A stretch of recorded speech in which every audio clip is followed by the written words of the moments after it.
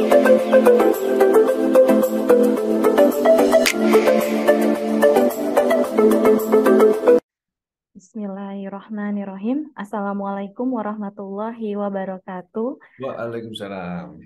Selamat datang di acara spesial training produk Plan Katalis. Sebelum memulai acara hari ini, ada baiknya kita berdoa menurut agama dan kepercayaan masing-masing untuk kelancaran hari ini. Berdoa dipersilakan.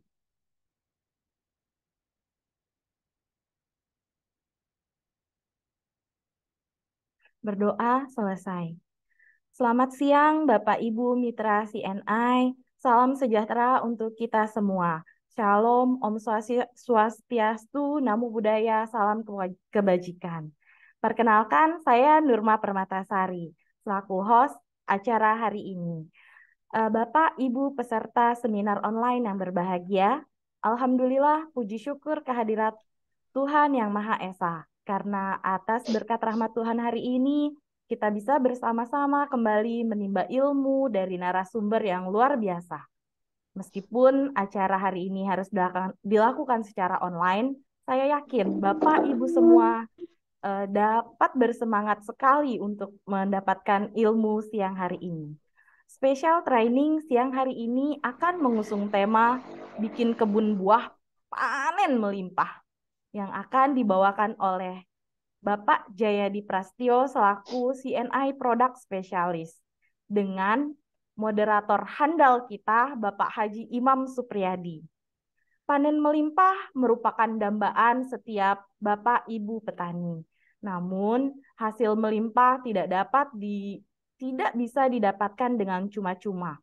Perlu tahapan pemilihan, perawatan, serta cara pemanenan dan doa yang tidak putus-putus dari Bapak Ibu petani. Untuk itulah, mari dengan bersama-sama kita dengarkan informasi untuk mendapatkan panen yang melimpah dari Bapak Jayadi. Kepada Bapak Haji Imam selaku moderator, saya persilakan. Oke, terima kasih Nurma. Kita berikan tepuk tangan kepada Ibu Nurma yang sudah mempersiapkan ruangan ini menjadi host dan memulai acara tadi mirip dengan sambutan pejabat ya. Baik ya, kita ulangi lagi. Bismillahirrahmanirrahim. Assalamualaikum warahmatullahi wabarakatuh. Selamat Waalaikumsalam siang. warahmatullahi wabarakatuh. Salam sehat untuk kita semua. Tentunya kita harus hidupkan hari Senin yang sangat luar biasa ini. Jumpa lagi di dalam spesial training Zoom Katalis yang sangat luar biasa.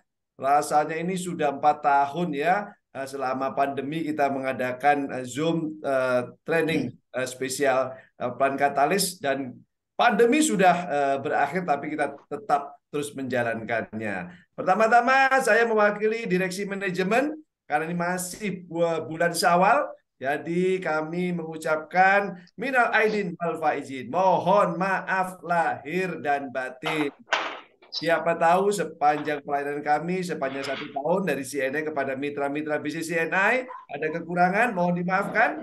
Mari kita rajut kembali, kita membangun bisnis CNI menjadi lebih besar. Dan kita bersyukur sekali lagi, Alhamdulillah bersyukur karena sepanjang pandemi kita yang hadir di sini ini termasuk orang-orang yang diberikan keselamatan. Maka hari ini kita mudah-mudahan sehat sehingga bisa berkarya lebih baik lagi. Tentunya kita terpilih, karena terpilih hidup sehat, kita diberikan kepercayaan untuk berkarya lebih baik lagi. Tentunya khususnya dengan karya-karya manfaat dari produk Plan Katalis kita. Tentunya satu kali lagi saya juga ingin menyapa semangatnya dulu, karena kalau tidak semangat, saya yakin bisnis CNI tidak akan bisa bergairah membesar kembali. Apa kabar? Luar biasa baik. Ya, dan selalu diingat itu kalau saya pasti 3 kali. Kenapa harus 3 kali? Sekali itu bisa berkumpul baru 33% rohnya. Harus dikumpulkan kembali perhatiannya, siapa tahu ada yang masih belum fokus menyimak, masih membetulkan kamera, cari kertas, pulpen, dan seterusnya, mempersiapkan kursi. Nah, yang kedua ini mestinya jauh-jauh lebih semangat lagi. Apa kabar? Luar Luar biasa baik. Wah, baik. kan betul kan? Secara survei itu memang kalau sudah 2 kali itu naik menjadi 57%. Harus kita kumpulkan lebih banyak lagi. Ingat ya, kita ini menonton di depan kamera pasti sendirian, tetapi kita berkumpul secara nasional. Kita harus menyatukan semangat ini karena CNI itu intinya orang-orang yang berkumpul secara bersama-sama dan bersemangat. Harus kita kumpulkan lebih lagi. Kalau perlu berdiri karena memasarkan plan katalis itu perlu berdiri supaya semangatnya bangkit, supaya juga omsetnya bangkit, supaya pohon-pohonnya juga ikut tegak bangkit berbuah lebih banyak lagi buat kita semua. Siap, siap, siap, siap, siap, siap. Ya, apa kabar? Luar biasa biasa baik. Itulah serunya si NI kita ya. Tampaknya lucu, tetapi memang semangat itu nyetrum. Semangat itu nyetrum. Mari kita setrumkan lebih kuat lagi listriknya, api-api semangat kita. Baik, karena sudah bersemangat, nah kita masuk ke dalam tema yang tadi sempat disebutkan oleh Mbak Nurma tadi, bahwa tema ini tema yang mungkin pernah kita bahas masih zamannya Mas Suryo. Oh ya, Mas Suryo sudah purna bakti ya. Jadi sekarang ini penggantinya adiknya, wajahnya mirip-mirip juga. Nah, mudah-mudahan ilmunya juga mirip atau lebih baik lagi ya. Hari ini akan disampaikan oleh penerusnya Mas Suryo. Temanya mungkin pernah disampaikan oleh Mas Suryo, tapi boleh kita ulang lagi, dan spesialisnya Mas Jai ini karena aspek bisnisnya lebih bagus karena beliau kuliahnya agribisnis. Ya, temanya bikin kebun buah panen melimpah. Bikin kebun buah panennya melimpah. Tentunya kalau panennya melimpah ya harapannya hasilnya lebih bagus, lebih untung. Ya di situ mudah-mudahan kita bisa membahas dari aspek apa? Dari aspek cuannya. Wah, kan bisnisnya itu berarti cuannya ya, harus cuan, harus untung dari kelompok buah yang pohonnya itu berpokok kayu. Nah, berarti tanaman keras, tanaman keras. Nanti jenisnya apa saja pasti akan diterangkan oleh Mas J. Terus yang kedua adalah bagaimana dimodifikasi supaya berbuahnya itu terus-menerus, nggak tunggu musim saja. Ya, bisa ditambah musimnya dalam 1 tahun itu seperti itu ya. Dan tampaknya beberapa waktu belakangan ini udara panas, tapi buah-buah itu, pohon-pohon buah itu bunganya lebih banyak. Mungkin Mas J juga bisa mengupas apa ada hubungannya di situ ya. Tampaknya seperti itu, bisa jadi tahun ini bisa banjir buah itu ya. Terus tentunya kita sebagai pemasar-pemasar plan katalis juga menikmati plan katalis kita laku keras karena memang kunci utamanya meningkatkan produktivitas tanaman itu ya dari plan katalis. Ya kira-kira begitu pembukaan saya di awal. Nanti kita ngobrol lebih banyak lagi. Kalau ada tanya jawab boleh bertanya di chat ataupun nanti kalau ada kesempatan kita buka langsung saja. Baik, kita berikan semangat kepada Mas Jai, Mas Jayadi Prasetyo memaparkan tentang bagaimana bikin kebun buah itu panennya berlimpah. Kita berikan tepuk tangan kepada Mas Jayadi Prasetyo. Bismillahirrahmanirrahim. Assalamualaikum warahmatullahi wabarakatuh. Selamat siang. Waalaikumsalam warahmatullahi wabarakatuh. Selamat siang, Pak. Iya, selamat siang Bapak dan Ibu semuanya. Sebelumnya saya ucapkan terima kasih kepada Pak Imam selaku moderator dan mentor dari Region 1, terus juga Ibu Nurma yang dengan baik membawakan acara ini, dan semua saya ucapkan terima kasih sudah mudah-mudahan siang ini ada manfaatnya, ada kita saling berdiskusi, berbagi informasi ya, terutama dari dalam hal bagaimana tentang plan katalis, terus juga implementasinya atau menggunakan yang plan katalis ini untuk tanaman buah-buahan ya.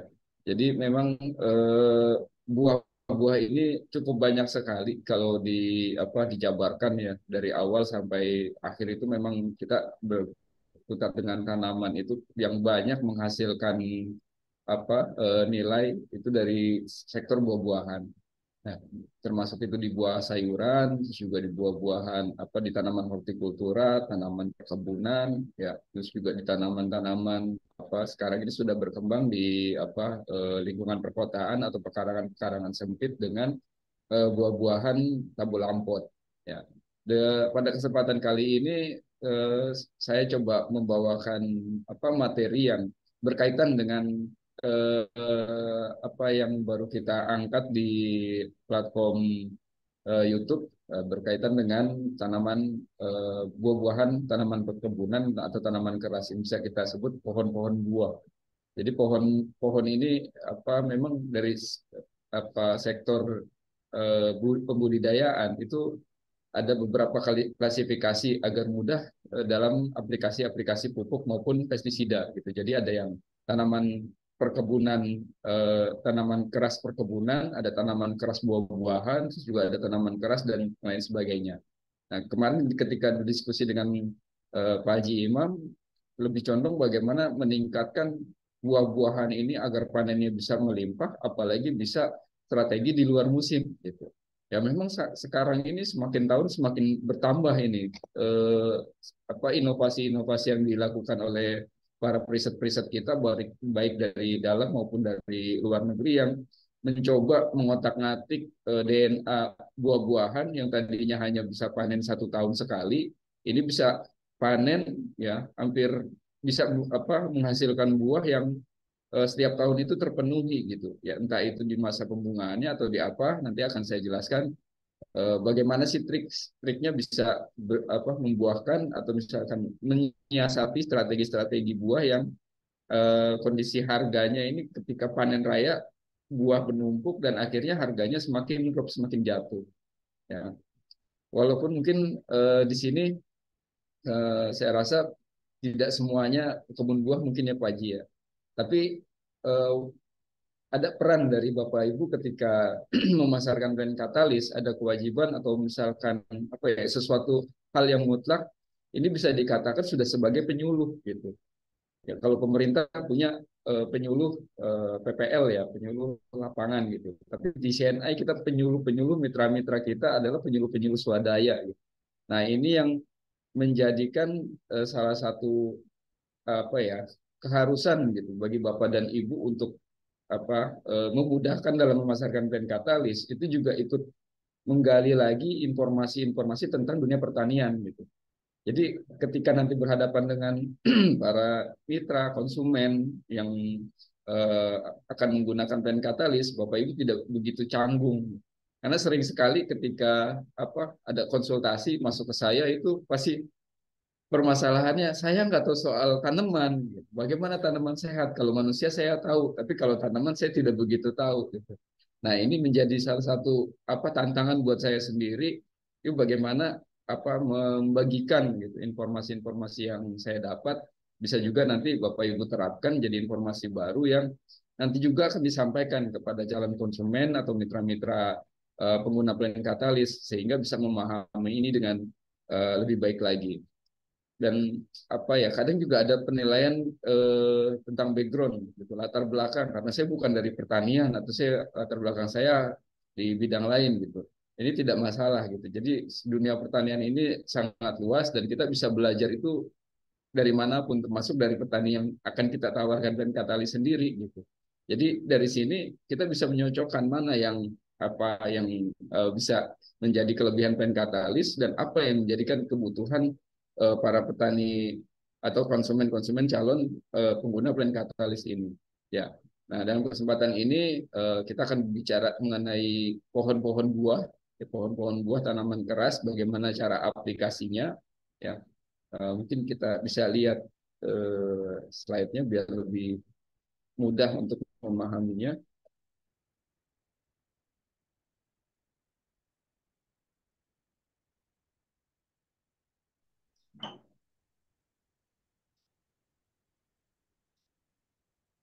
Sudah tampil ya, Bapak Ibu? Ya, sudah tampil ya. Sudah, Bikin kebun buah panen.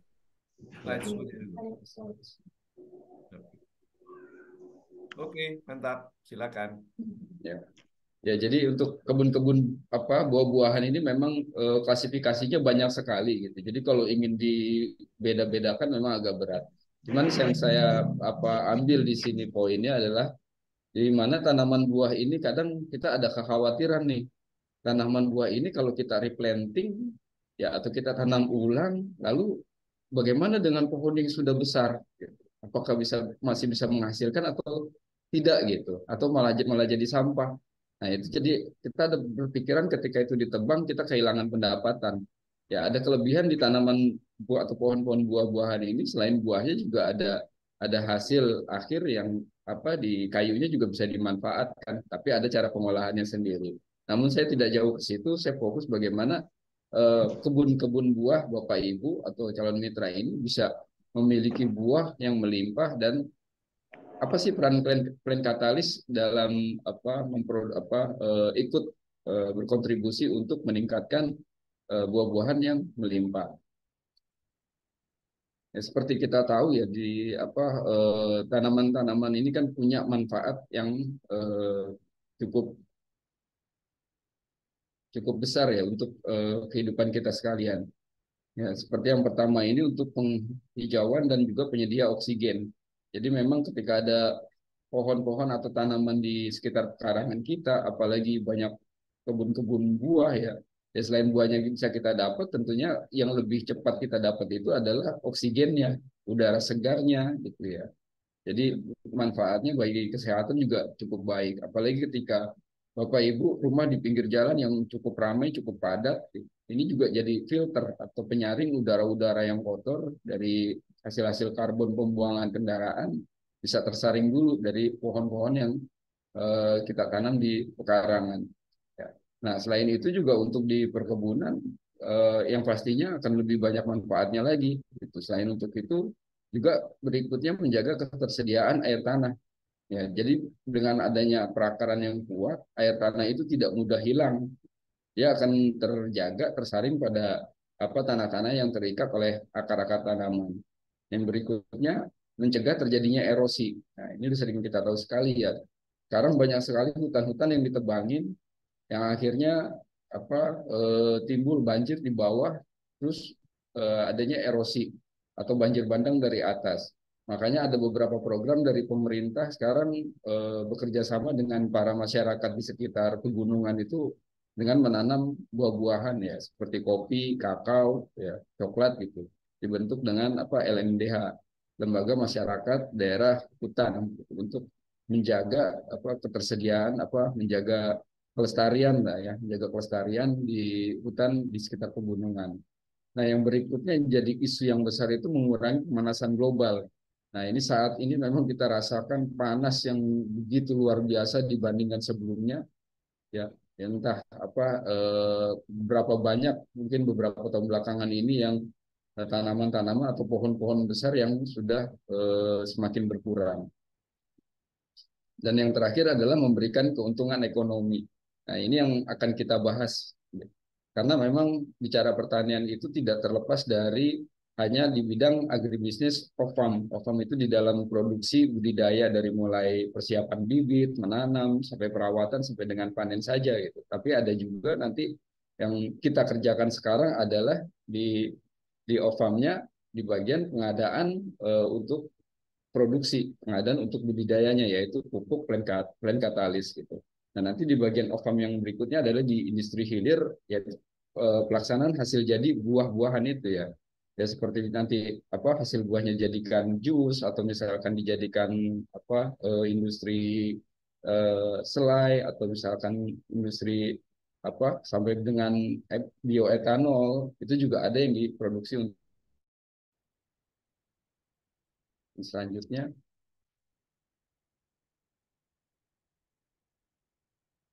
Ya, keluar, ya.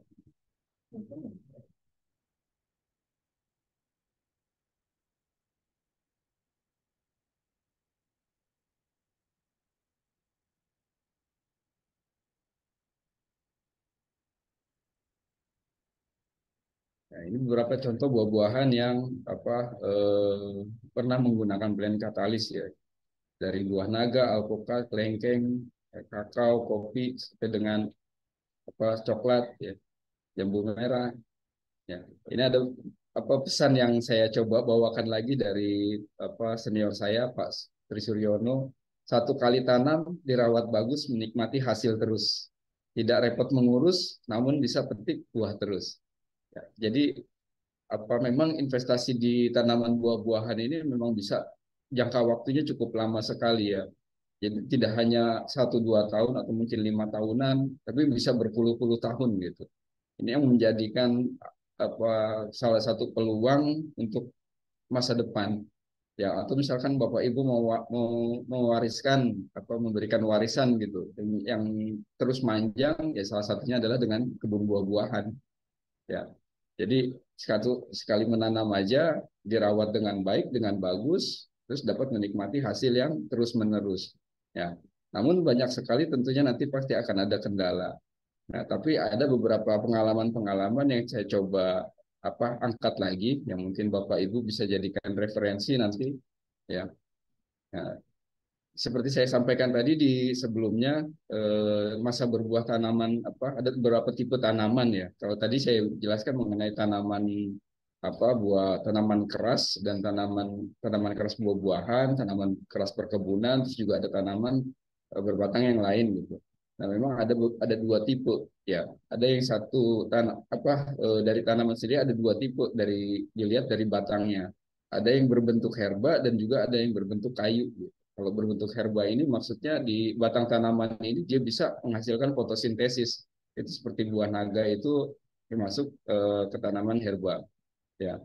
Nah, kalau dari masa berbuahnya ini bisa dibagi menjadi dua. Ada yang musiman dan ada yang sepanjang tahun. Ya, entah itu bisa setiap bulan panen atau bisa per 3 bulan panen atau per 6 bulan panen. Yang artinya sepanjang tahun itu buah itu terus ada gitu. Seperti kelengkeng, jambu kristal, serikaya, dia berbuah sepanjang tahun tidak terputus.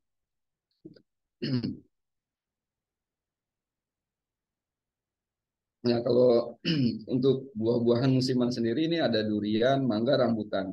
Tapi ada beberapa jenis juga tanaman-tanaman yang musiman tadi sudah bisa dibuahkan sepanjang tahun. Ya seperti kelengkeng ini salah satunya tadinya berbuahnya hanya setahun sekali gitu. Tapi ketika ada inovasi-inovasi teknologi, akhirnya kelengkeng bisa masuk ke dalam tanaman buah yang berbuah sepanjang tahun. Ini menjadi referensi sebetulnya. Nah, mungkin ke depan ada lagi nanti akan muncul dari tanaman-tanaman musiman juga yang bisa berhasil dikembangkan, bisa berbuah sepanjang tahun terus-menerus ya. Jadi ketika mungkin aja durian saat ini ketika tidak musimnya kosong, pas ketika ada harganya mungkin sangat tinggi sekali gitu. Nah, tapi ketika musim duriannya sudah tiba, itu seperti ada fluktuasi harga ya. Dari awal dia harganya tinggi, terus ketika panen besar dia rendah, ya, dan masa akhir musimnya dia harganya akan turun lagi. Nah ini menjadi akan naik lagi gitu harganya. Ya. Nah berkaitan dengan itu banyak peneliti yang terus menerus mencoba mengembangkan tipe-tipe tanaman musiman ini bisa terus berbuah sepanjang tahun atau paling tidak nanti menyiasati musimnya yang tepat bagaimana gitu agar bisa berbuah dengan hasil yang stabil gitu, tidak tidak drop harganya karena yang panen raya tadi. Maaf.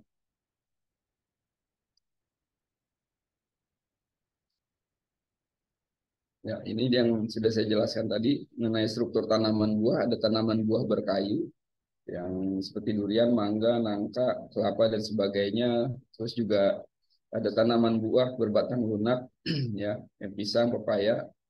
Ya. Nah, sekarang kita lihat luas produksi tanaman buah-buahan yang ada di Indonesia. Ya, dari mulai mangga, jeruk siam, durian, terus nangka atau nangka cempedak, jambu biji. Yang paling besar itu produksinya kita di Indonesia ini masih di tanaman mangga dengan sentra produksinya ada di Jawa Timur yang paling tinggi ya, hampir 60%. Ya, dengan luasannya 2.835.442 hektar. Ini totalannya. Untuk jeruk siam nasional itu 2.401.064 hektar. Ya, durian 1.353.000. Ya. Dan sekarang Jawa ini kalau dilihat di Jawa Timur produksi duriannya ini masih yang paling besar nih.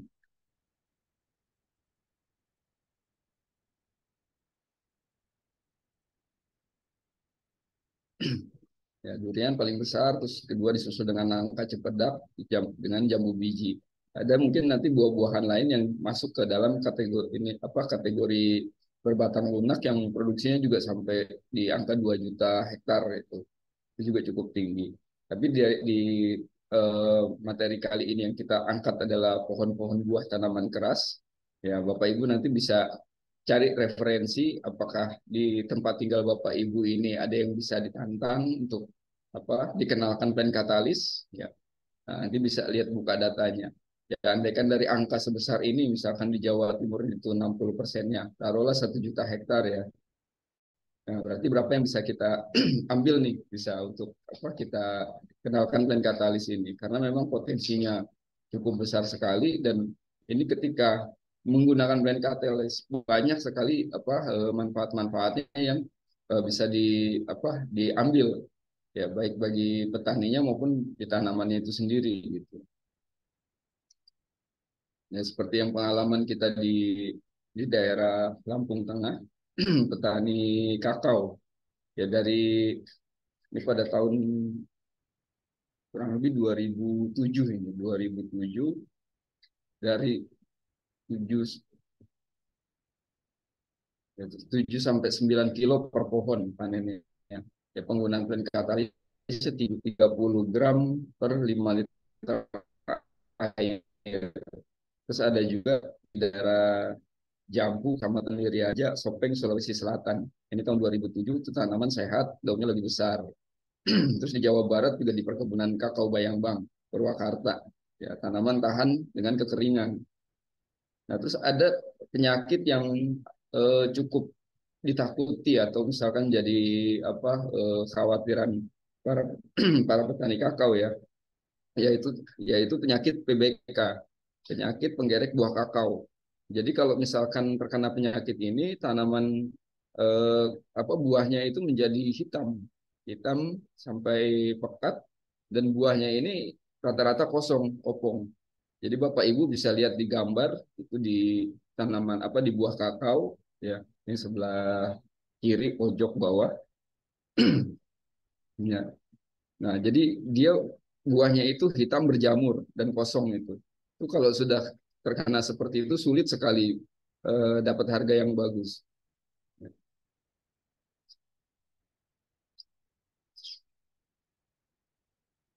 Nah, ini pengalaman plan katalis sekitar tahun 2000, sebelum 2020 di aplikasi tanaman kakao.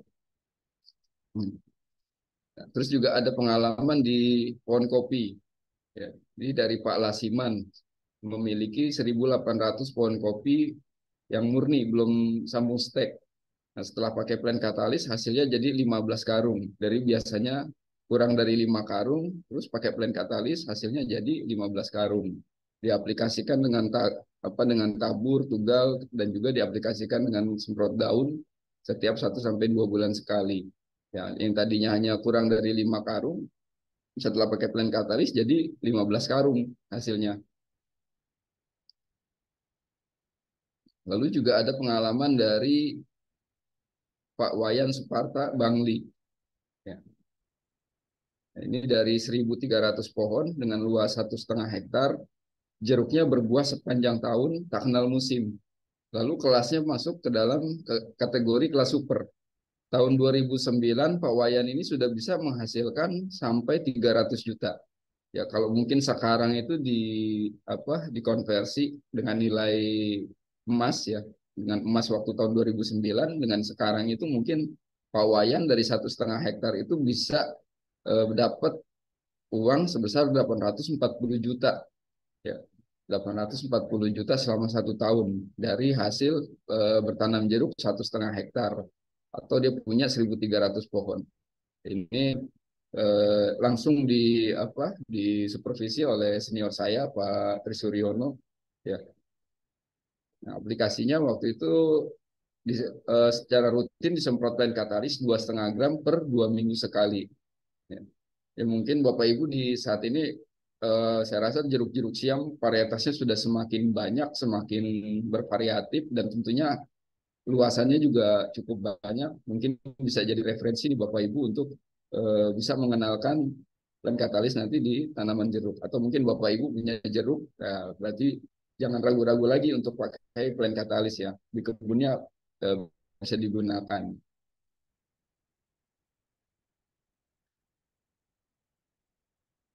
Lalu selanjutnya dari pagar alam di Sumatera Selatan. Ini yang sering sekali ceritakan oleh Pak Trisuryono ya. Jadi ketika pertemuan pertama kali ini dibilang ada kekurangan nutrisi, itu pemiliknya sempat tidak terima itu. Jadi sempat marah gitu kalau dibilang tidak, tanaman duriannya ini nggak dikasih nutrisi. Karena 10 tahun ini jadi rawat terus-menerus, dikasih pupuk sangat banyak, tapi nggak bisa berbuah. Ya, akhirnya waktu itu dites pH-nya itu sangat rendah, hanya di bawah 5. Ya, kurang lebih 3, berapa itu ya, menurut cerita dari Pak Trisuryono. Nah, lalu direkomendasikan, jadi ada masalah itu sebetulnya bukan di pupuknya, bukan pemberian pupuknya, tapi ada di tanahnya. Nah, jadi perlu diperbaiki, dinetralkan sehingga pupuk-pupuk yang diberikan ini bisa diserap oleh tanaman. Ya akhirnya digunakanlah plant katalis, lalu 6 bulan berikutnya bisa menghasilkan buah. Dan orangnya sangat gembira sekali. Nah, ini mungkin yang sering diceritakan oleh Pak Trisuryono atau mungkin Bapak Ibu pernah dengar cerita dari pagar alam ini. Lalu juga ada kelapa. Ini juga bisa kita aplikasikan ya. Ya seperti di kebun sawit, di kelapa juga ada pengalaman yang cukup luar biasa juga dari Haji Kartini dan Haji Aji di Sumatera Selatan. Di Sumatera Selatan panen 7.000 kelapa dan ukuran besar untuk ekspor 70%. Sebelumnya masih di bawah 5.000 biji ya. Ukuran ekspornya kurang lebih 40%. Nah, ini sebelumnya dia kurang lebih hanya 5.000, ukuran ekspornya 40%, kurang dari 40%. Tapi setelah pakai plant katalis, dia bisa 7.000 kelapa dan ukurannya besar-besar. Terus juga yang diekspor ini kurang lebih sampai 70%.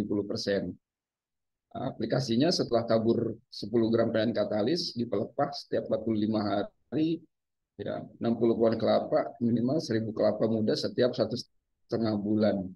Nah, sebelumnya hanya 200 kelapa ya. Setelah pakai plant katalis bisa nyampe 1.000 kelapa muda ya. Nah, dari semua keberhasilan buah-buahan tanaman buah-buahan tadi memang pasti ada hambatan dan kendala dalam produksinya ya. Jadi memang tidak semudah membalikan telapak tangan terus menikmati panen buahnya. Pasti ada kesulitan-kesulitan dulu yang akan yang dikerjakan atau dihadapi. Ya, yang pertama ini pertumbuhan lambat. Nah, dari pertumbuhan lambat ini memang banyak yang sering terjadi ya. Dari 1 hektar itu bisa hampir 30-40% itu tanaman tumbuhnya tidak rata. Ya, ada yang tinggi, ada yang rendah, atau misalkan ada yang pohonnya rimbun, ada yang batangnya malah kurus. Ya, ini pasti sering sekali terjadi gitu. Padahal pemberian pupuk atau nutrisinya itu semuanya sama. Ya, tapi ada kadang malah yang eh, tumbuh tumbuh kembangnya tanaman ini nggak sama atau nggak serempak gitu. Nah, yang berikutnya sulit berbuah. Sudah tanamannya bagus, ya pohonnya rimbun, besar, tapi buahnya kok nggak keluar. Gitu. Nah, ini ada apa? Gitu. Nah, ini sering sekali dihadapi oleh petani-petani buah ya. Jangankan dari awal, kadang sudah bisa berbuah 2 tahun, tapi berikutnya malah drop. Dia tidak mau berbuah lagi. Nah, ini ada masalah juga. Ada apa penyebabnya ya? Nah, ini jadi hambatan ketika berinvestasi atau berusaha tani tanaman buah-buahan. Nah, Yang ketiga, serangan organisme pengganggu tanaman atau serangan OPT. Ya. Biasanya kalau untuk pohon-pohon yang berkayu, ini yang paling sering itu adalah rayap. Rayap terus juga penggerek batang. Jadi dia sudah mematikan dari bawah, udah otomatis buahnya tidak keluar, ya yang akhirnya tanamannya malah mati. Nah ini juga kadang tidak bisa terlihat kasat mata ya, ya karena ada dia bersembunyi di dalam-dalam batang. Nah ini juga ada menjadi salah satu yang menghambat dalam memproduksi buah-buahan. Nah yang paling dikhawatirkan berikutnya adalah munculnya penyakit-penyakit baru. Ya, penyakit-penyakit baru ini tiba-tiba tanaman kering ini seperti gambar di pohon durian yang ada penyakit ada masalah di akarnya ya. Saya berikan gambar ini buahnya sudah mau siap panen tapi pohonnya malah kering, malah mengering. Malah mengering akhirnya buahnya juga tidak bisa tidak enak dimakan, bisa jadi rasanya kurang manis, terus juga wanginya juga kurang. Nah ini juga menjadi ada salah satu hambatan dan disebabkan oleh penyakit-penyakit baru yang terbawa ya entah dari serangan udara, dari penyakit-penyakit dari bibit-bibit impor yang terbawa tidak sengaja terbawa masuk gitu. Nah ini banyak sekali faktor-faktor penyebabnya. Tapi dari situ menjadi pegangan untuk bisa mengendalikan eh, agar tidak menjadi menghambat dalam produksi tanaman buah-buahan. Yang bisa kami sampaikan adalah dengan plan katalis ya. Plan katalis 2006 solusi rahasianya. Jadi ini plan katalis ini punya kelebihan bukan hanya sebagai nutrisi tapi juga dia unsurnya sudah lengkap, unsur haranya lengkap, makro dan mikro. Yang berikutnya P2O5-nya fosfat yang larut sehingga mudah diserap tanaman. Ya, jadi walaupun kita berikan nutrisi sebanyak apapun, kalau misalnya kadar fosfatnya ya yang ada di tanaman ini susah untuk diserap tanaman, tentunya nutrisi-nutrisi yang ada yang lainnya ini tidak akan bisa terbawa secara maksimal ke diserap oleh tanaman. Jadi mobilitas nutrisi-nutrisi ini itu tergantung dari fosfat, ya, tergantung dari P2O5-nya. Ketika P2O5-nya berada cukup baik, maka nutrisi yang lain juga jadi mudah diserap, dalam fotosintesis, dibawa ke dalam proses fotosintesis, lalu disalurkan ke bagian penyimpanan cadangan makanan seperti di buah-buahan. Ya. Terus juga bersifat alkalis atau basa tinggi. Nah, rata-rata yang dihadapin di tanah-tanah kebun atau tanah-tanah yang terlalu lembab itu kandungan keasamannya cukup tinggi. Ya. Jadi perlu dinaikkan agar nutrisi-nutrisi yang ada di dalam tanah ini jadi mudah diserap oleh tanaman. Yang berikutnya cara aplikasinya mudah. Jadi bentuknya dia powder tepung. Kalau misalkan Bapak Ibu bisa mudah untuk mencari air untuk dilakukan penyiraman, bisa langsung diaplikasikan dengan disiram. Atau misalkan sulit, itu bisa langsung ditaburkan di sekitar batang tanaman. Ya, nanti cara aplikasinya bagaimana ada di slide berikutnya yang akan saya sampaikan. Nah, terakhir terbukti meningkatkan hasil tanaman. Ini sudah saya jelaskan di awal bagaimana manfaat dan katalis pada pohon buah-buahan. Nah, ini 3 kunci ini rahasia yang tidak boleh dirahasiakan.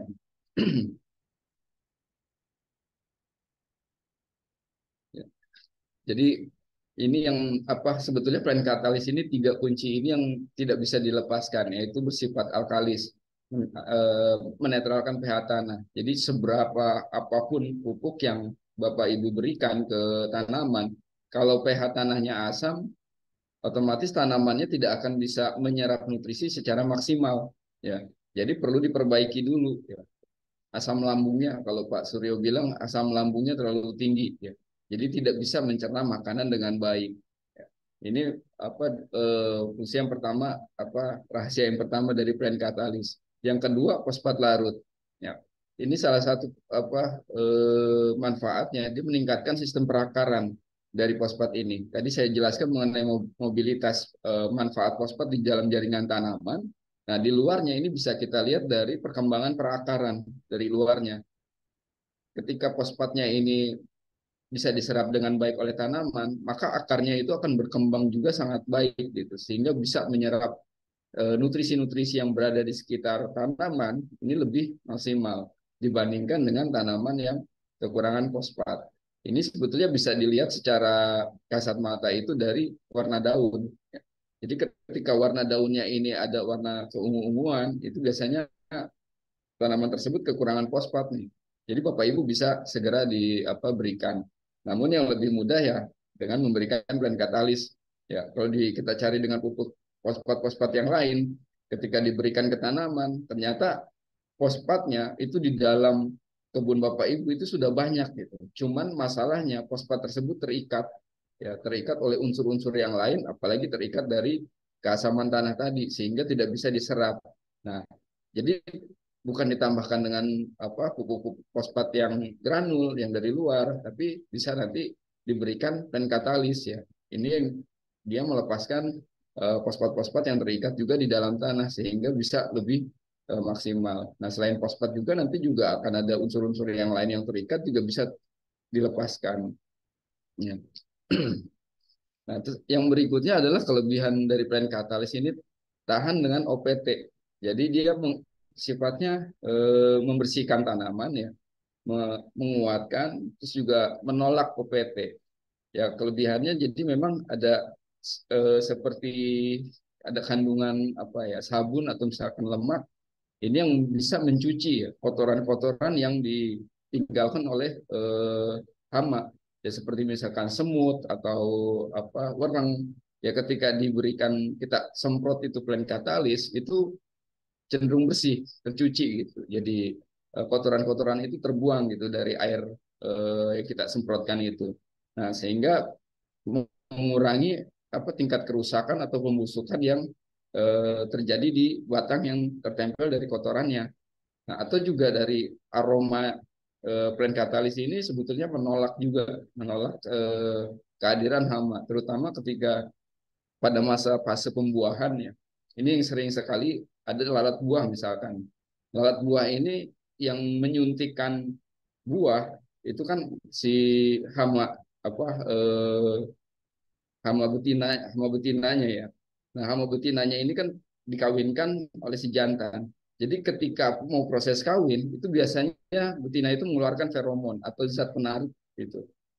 Ya parfum-parfum dia agar menarik si jantan untuk melakukan proses perkawinan. Nah, ketika kita aplikasikan plant katalis, ini feromon ini jadi terganggu. Si hama jantan jadi terganggu penciumannya.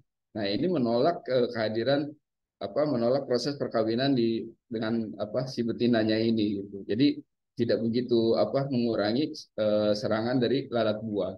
Nah, yang berikutnya ketika ada jamur atau bakteri ya itu juga bisa tercuci oleh plant katalis juga ketika aplikasikan kita semprot. Jadi selama masih bisa terjangkau oleh stick ya kita bisa semprotkan ke seluruh tanaman sebaiknya memang diaplikasikan disemprot apalagi ketika ada serangan hama penyakit yang cukup tinggi ya. Lalu berikutnya manfaat dari plant katalis pada saat fotosintesis. Jadi dia meningkatkan proses klorofil. Kalau mungkin di tanaman di tanaman ini ada klorofil, ketika diberikan nutrisi, dia klorofilnya itu membesar. Ya, klorofilnya membesar, akhirnya daun menjadi lebar. Nah, berbeda dengan plant katalis. Kelebaran daun yang ada di plant katalis itu bukan dari klorofil yang membesar. Klorofil itu dia pecah menjadi banyak gitu. Menjadi banyak dan tersusun di dalam jaringan tanaman. Ya, sehingga hasilnya karena dapurnya atau kompornya ini lebih banyak ya, bukan kompornya dibesarkan tapi masaknya cuma satu kuali ya. Ya, berbeda dengan kompor yang banyak tapi juga kualinya juga banyak. Ya. Nah, ini menjadi lebih cepat gitu proses pemasakannya. Proses pemasakan lebih cepat, lebih banyak dan hasilnya juga tentunya akan lebih besar, lebih meningkat daripada hasil yang biasa. Nah, ini yang dikerjakan oleh brand katalis di dalam jaringan tanaman. Bapak Ibu bisa lihat di pembibitan tanaman kol ya. Yang sebelah kiri tanpa menggunakan plen katalis dan sebelah kanan yang dekat Pak Suryo ini yang menggunakan plen katalis. Ya, dengan umur yang sama, ya, dengan waktu tanam yang sama, tapi yang pakai plen katalis itu dia daunnya lebih lebar-lebar, lebih besar, gitu. Nah, ini nanti akan berdampak pada apa? Proses pengisian crop atau pembentukan crop itu dia bisa lebih maksimal, ya, bisa lebih maksimal, lebih besar, dan tentunya nanti umur panennya juga akan lebih cepat dibandingkan yang tidak menggunakan plen katalis. Ya, ada sedikit kutipan yang saya ambil. Fotosintesis akan terjadi jika terdapat klorofil dalam tumbuhan. Dari hasil fotosintesis ini, tanaman memberikan apa yang dibutuhkan bagi dirinya, lingkungan, dan manusia. Jadi manfaatnya tanaman berfotosintesis ini sangat besar sekali. Jadi bukan hanya buat tanaman untuk dirinya sendiri, tapi juga ternyata memberikan manfaat juga untuk kita. Ya, ini salah satu apa hal yang bisa kita hargai dari tanaman-tanaman yang ada di sekitar kita ya.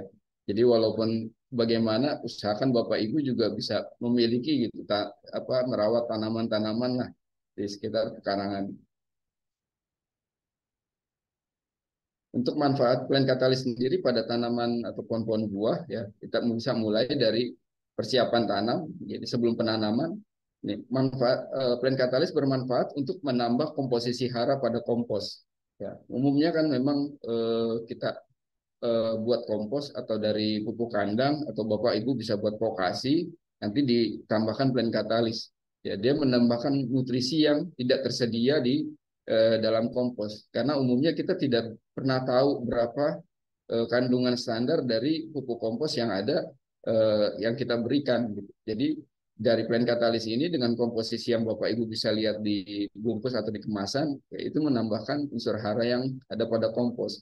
Lalu juga mengaktifkan bakteri-bakteri yang ada di kompos ini, ya karena kondisi pH-nya stabil, dia bisa mengurai lebih cepat, lebih banyak dengan kondisi yang ideal, ya berkembang biak lebih banyak, akhirnya kompos ini memberikan nutrisi yang lebih banyak lagi daripada yang biasanya. Nah, jadi sehingga kompos yang Bapak Ibu buat atau bukan yang akan diberikan ke tanaman, itu bisa cepat gitu jadinya. Yang berikutnya mensterilkan kompos dari patogen.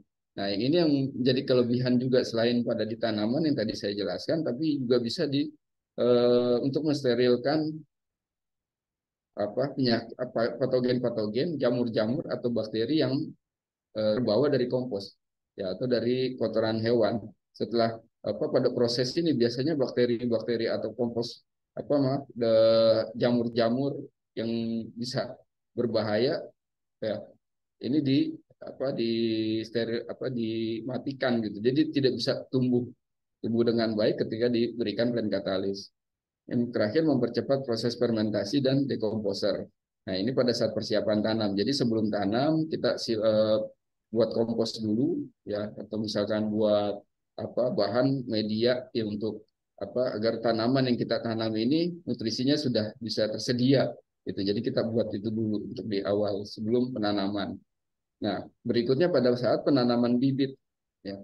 Jadi plant katalis ini menstabilkan pH tanah pada lubang tanam. Jadi sebelum ditanam bibit, ya kompos kita berikan ke lahan, terus kita berikan plant katalis.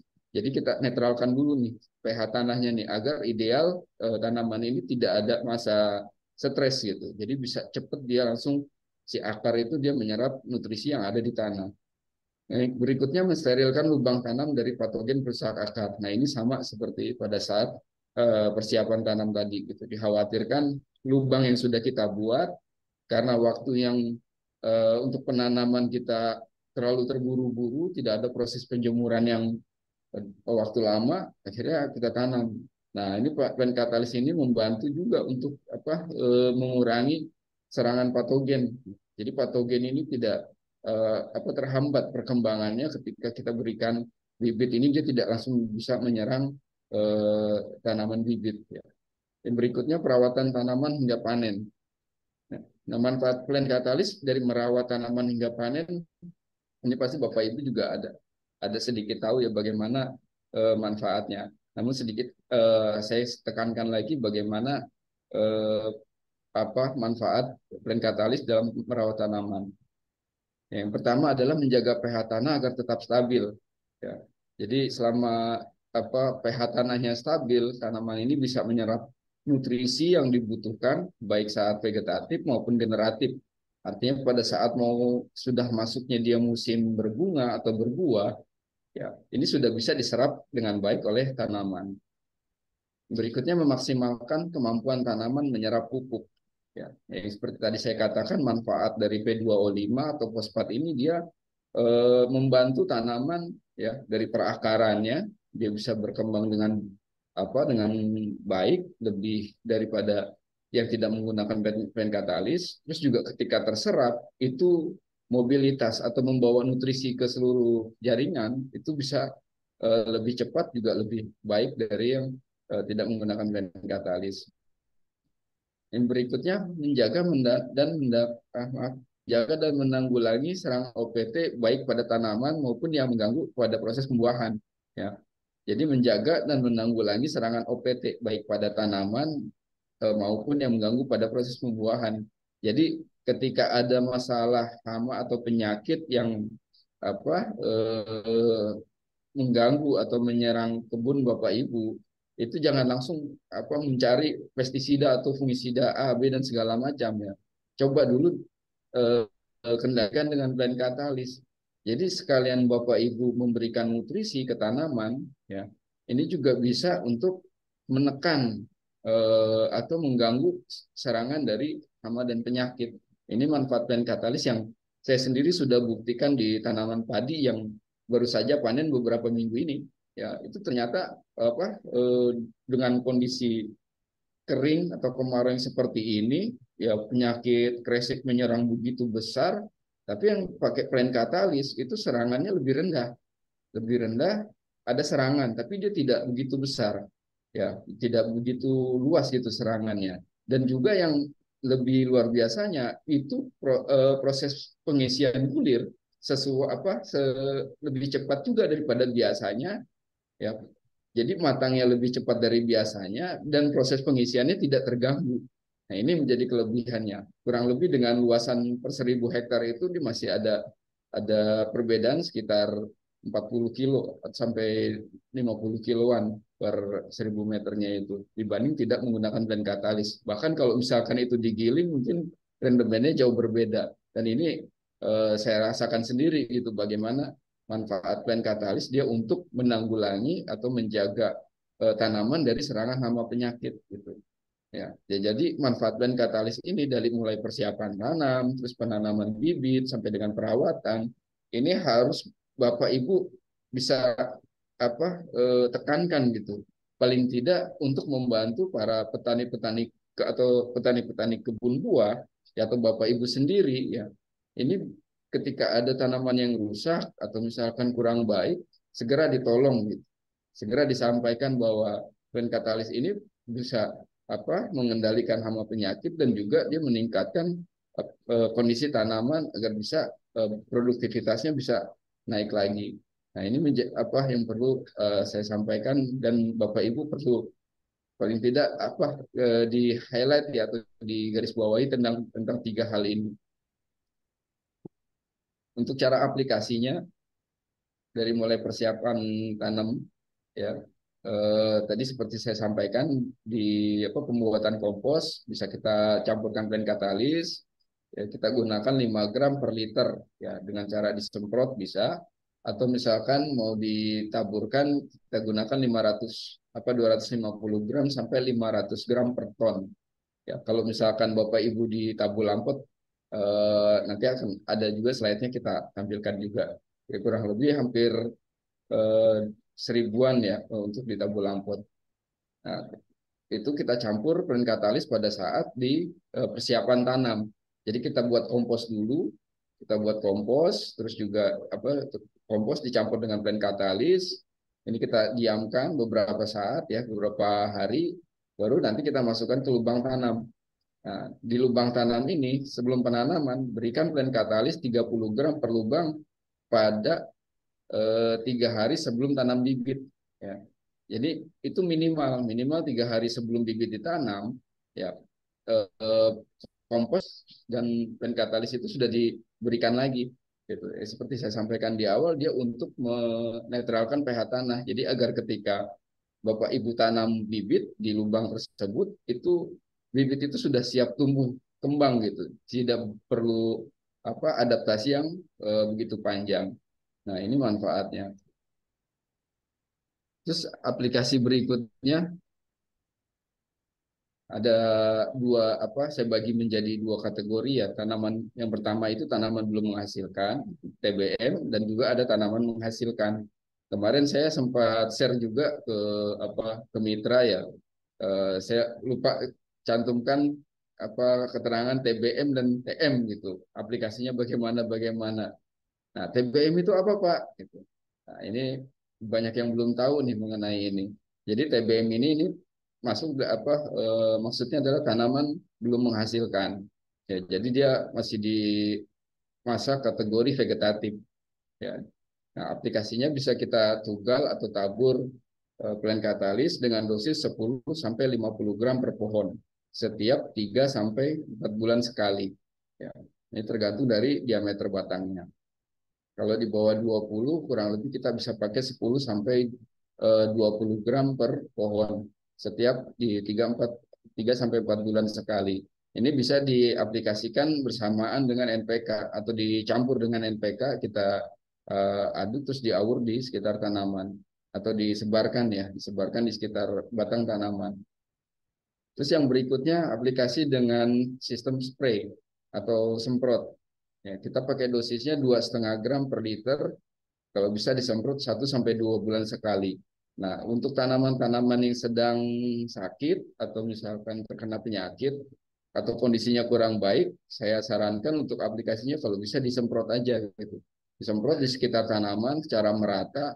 Ya, ini selain kita memberikan pupuk, memberikan nutrisi, juga untuk mengurangi serangan yang diakibatkan oleh hama atau misalkan penyakit yang dibawa oleh angin atau misalkan hama gitu. Karena hama ini kadang jadi inang datangnya penyakit yang menyerang tanaman. Nah, itu yang perlu kita kendalikan. Ya. Nah, yang berikutnya cara aplikasi tanaman menghasilkan. Ini saya bedakan lagi menjadi dua jenis. Ada tanaman buah sepanjang tahun dan ada tanaman musiman.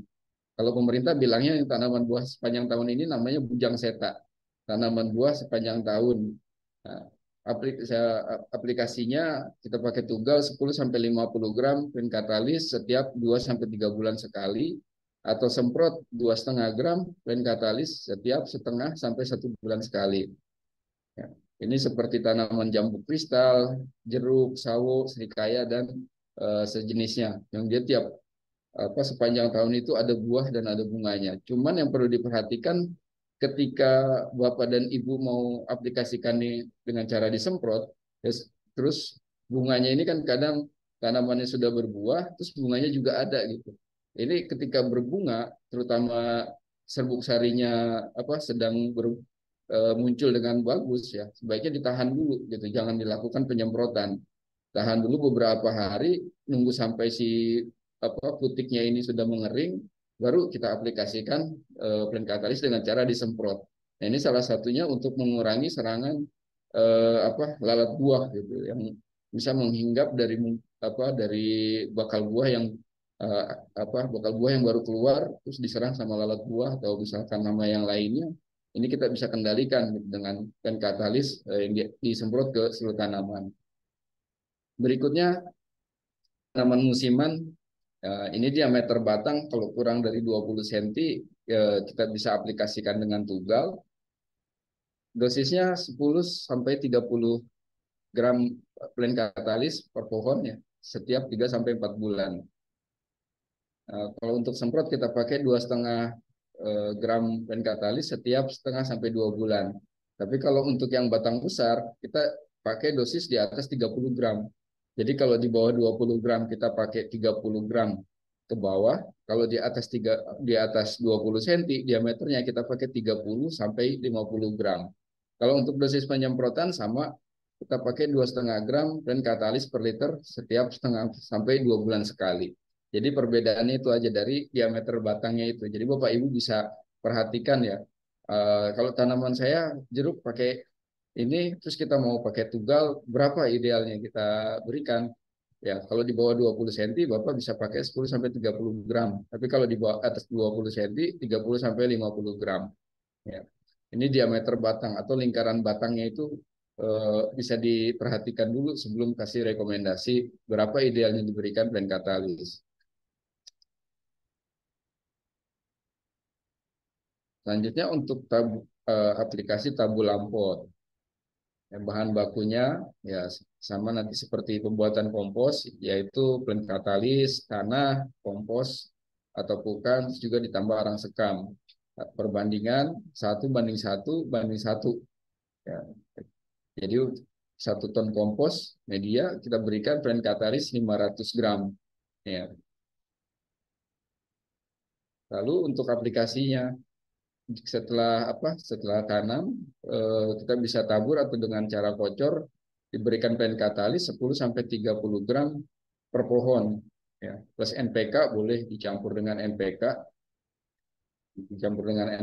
Bapak Ibu bisa nanti lihat rekomendasi yang diberikan oleh petugas pupuk NPK berapa untuk aplikasinya, dan tambahkan pen katalis 10 sampai 30 gram per pohon.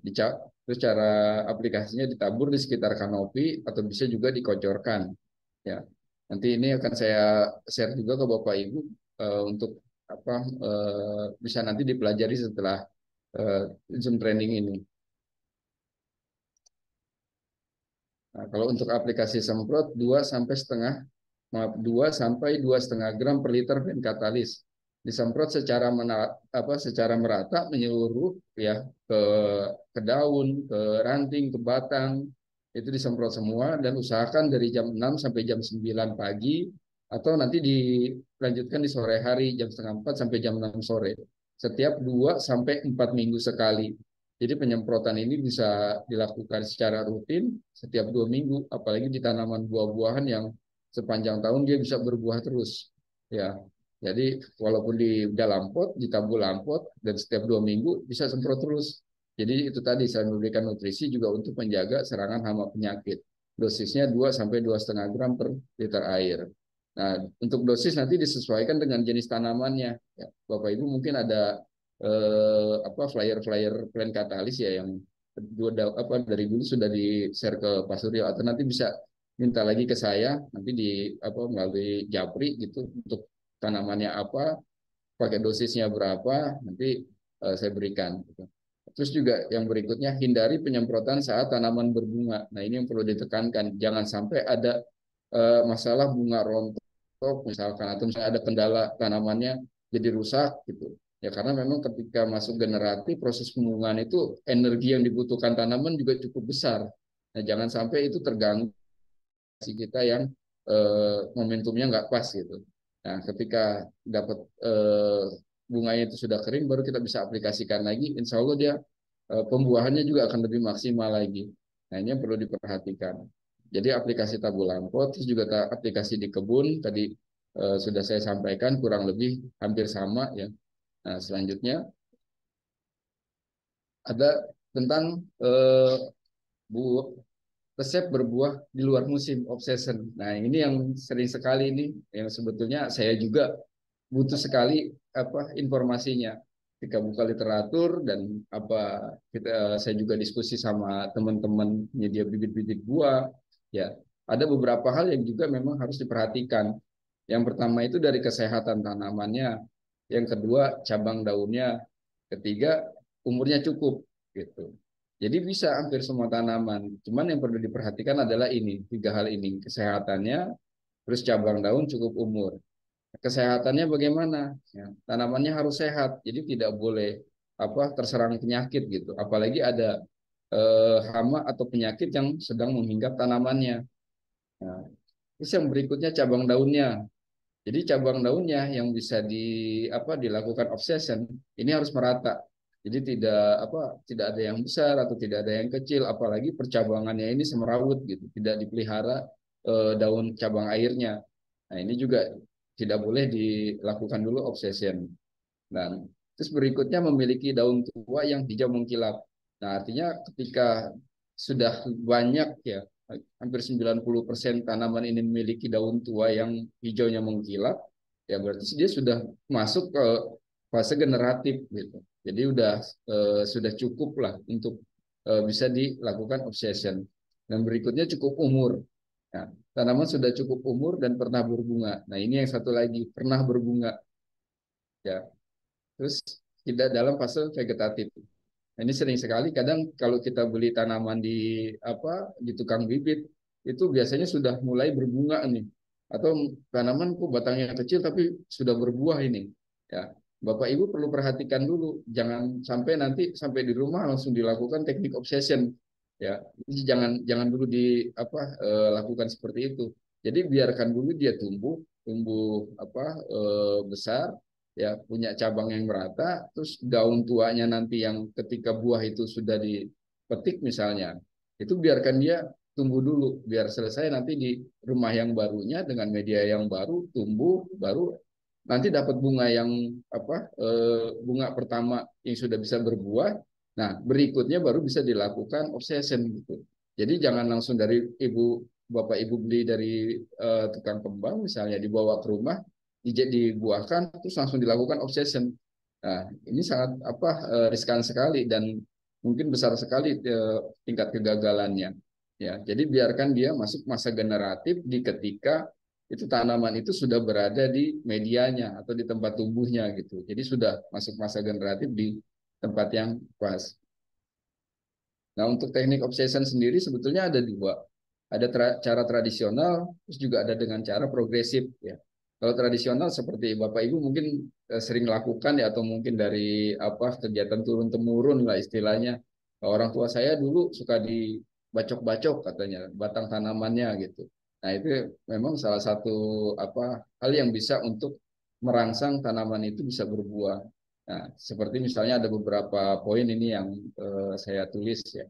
Yang pertama pengeratan batang, artinya batangnya itu ikat dengan kawat sampai kencang ya.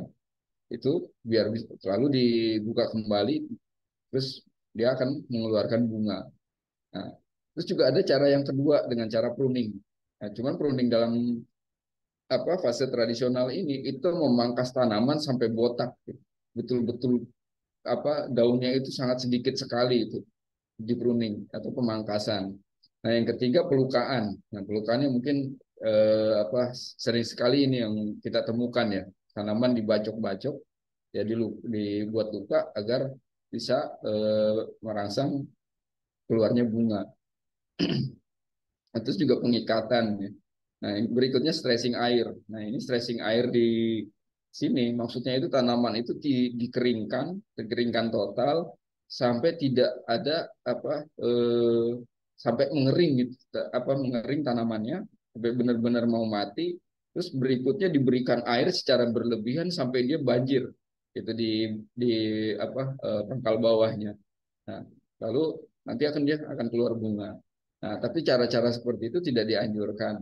Ya, banyak sekarang kita sudah pakai dengan cara progresif. Yang pertama yaitu dengan varietas.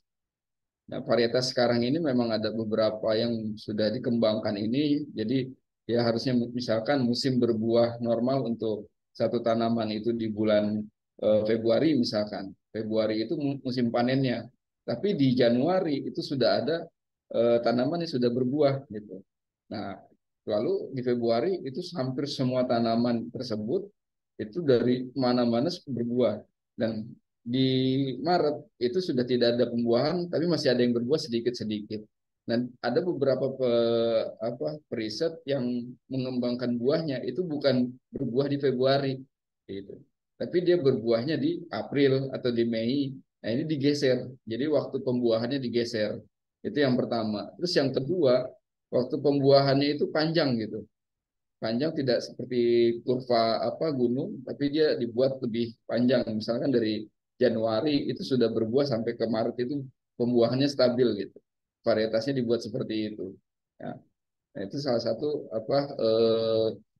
yang dicoba dari varietas. Nah, Bapak Ibu kalau eh, menemukan varietas-varietas yang baru, tidak ada salahnya nanti mencoba untuk menanam varietas baru, terus bagaimana hasilnya gitu. Jangan terus menerus tanaman yang Bapak Ibu punya yang sudah puluhan tahun sampai 30-50 tahun ini dibiarkan jadi sayang-sayang gitu ya. Padahal produksinya sudah tidak begitu bagus ya. Nah, ini bisa jadi rekomendasi apa perkembangan teknologi sekarang ini jadi rekomendasi untuk melakukan pergantian tanaman. Ya, kita mudahkan lagi, kita remajakan lagi gitu. Nah, yang berikutnya pergeseran pembungaan. Itu seperti tadi saya sampaikan. Jadi pembungaannya itu dia tidak pada musimnya, tapi dibuat memang di luar musim. Itu untuk varietas tertentu. Nah, yang tiga pruning. Pruning di sini memang pemangkasan. Biasanya pruning yang dilakukan itu setelah buah panen 100%. Jadi buah yang ada di pohon sudah dipanen habis, baru dilakukan pemangkasan, dirapikan ranting-rantingnya, dibersihkan ya, terutama daun-daun ranting-ranting yang tua itu dibersihkan, dirapikan lagi. Nah, ini salah satu pruning yang dilakukan progresif gitu. Jadi kalau di tradisional tadi kan sampai digundulin habis gitu, sampai dibotakin. Nah, tapi kalau di progresif ini tidak gitu. Jadi memang hanya dirawat, dioptimalkan batang-batang yang akan memberikan buah yang baik, yang bagus gitu. Nah, ini juga mungkin digunakan juga pada tanaman kukurbit gitu untuk di melon. Jadi tidak semua buah dipelihara gitu. Hanya satu buah untuk pertanaman agar buahnya bisa lebih besar. Nah, itu di pruning juga perlu dilakukan. Poin berikutnya strangulasi atau mencekik gitu. Nah, kalau di sini mencekiknya sama seperti di itu di proses tradisional, habis diikat sampai mengatur eh, karbon CN rasionya itu bisa optimal ya, jadi bisa meningkat sehingga bisa mengatur merangsang keluarnya bunga. Dan poin terakhir ini ada zat pengatur tumbuh. Nah, ini yang sering sekali dipakai ini dari petani-petani buah. Jadi menggunakan ZPT atau menggunakan hormon. Jadi agar fase vegetatifnya itu dia bisa dipersingkat, diberikan hormon-hormon GA3 ya atau NAA sehingga dia bisa langsung masuk ke fase generatif. Jadi sehingga lebih cepat dia mengeluarkan bunga. Nah, ini yang dilakukan sekarang para petani buah. Dan ini juga perlu kebijaksanaan juga dalam menggunakan ZPT. Apalagi Bapak Ibu yang saat ini kebunnya itu sedang disewakan gitu misalkan. Disewakan ke petani buah yang akhirnya pohon Bapak Ibu ini ketika dikontrak itu buahnya keluar dengan maksimal, dengan luar biasa gitu. Tapi setelah masa kontrak ini habis, justru tanaman ini jadi mati merana gitu. Berbuah enggak, mati juga enggak gitu. Nah, ini yang sering sekali kejadian akibat penggunaan zat pengatur tumbuh yang tidak bijak gitu. Nah, ini yang memang juga digunakan untuk pembuahan. Berikan plan katalis sesuai dengan jenis dan umur tanaman, minimal 1 minggu sebelum dilakukannya kegiatan obsession. Jadi sebelum obsession ini dilaksanakan, minimal 1 minggu sebelumnya, itu pupuk, nutrisi, termasuk plan katalis ini sudah diberikan. Karena pada masa ini umumnya pemupukan atau pemberian nutrisi ini ditahan dulu gitu. Ditahan sampai nanti dia sudah berhasil keluar bunga. Ketika proses generatif atau pembungaannya ini sudah berjalan, baru penggunaan plan katalisnya ini bisa dilanjutkan. Gitu. Ya, semoga paham ya Bapak Ibu ya. Untuk estimasi pemakaian plan katalis pada tanaman buah ya, ini sebagai contoh aja. Untuk tanaman kopi 1.000 sampai 2.000 tanaman per hektar. Ya, kalau untuk disemprot itu kebutuhannya pada kebutuhan kurang lebih 1 sampai 1,5 kilogram per hektar ya, dengan cara 2 sampai 4 kali aplikasi. Untuk ditugal 10 sampai 15 kilo. Ini aplikasi per hektar per 4 bulan. Untuk tanaman jeruk dengan populasi 1.000 sampai 4.000 ini ya. 1.000 sampai 4.000 tanaman kurang lebih 1,5 sampai 3 kilogram per hektar dengan cara ditugal 15 sampai 30 kilo ya, per 4 bulan ya.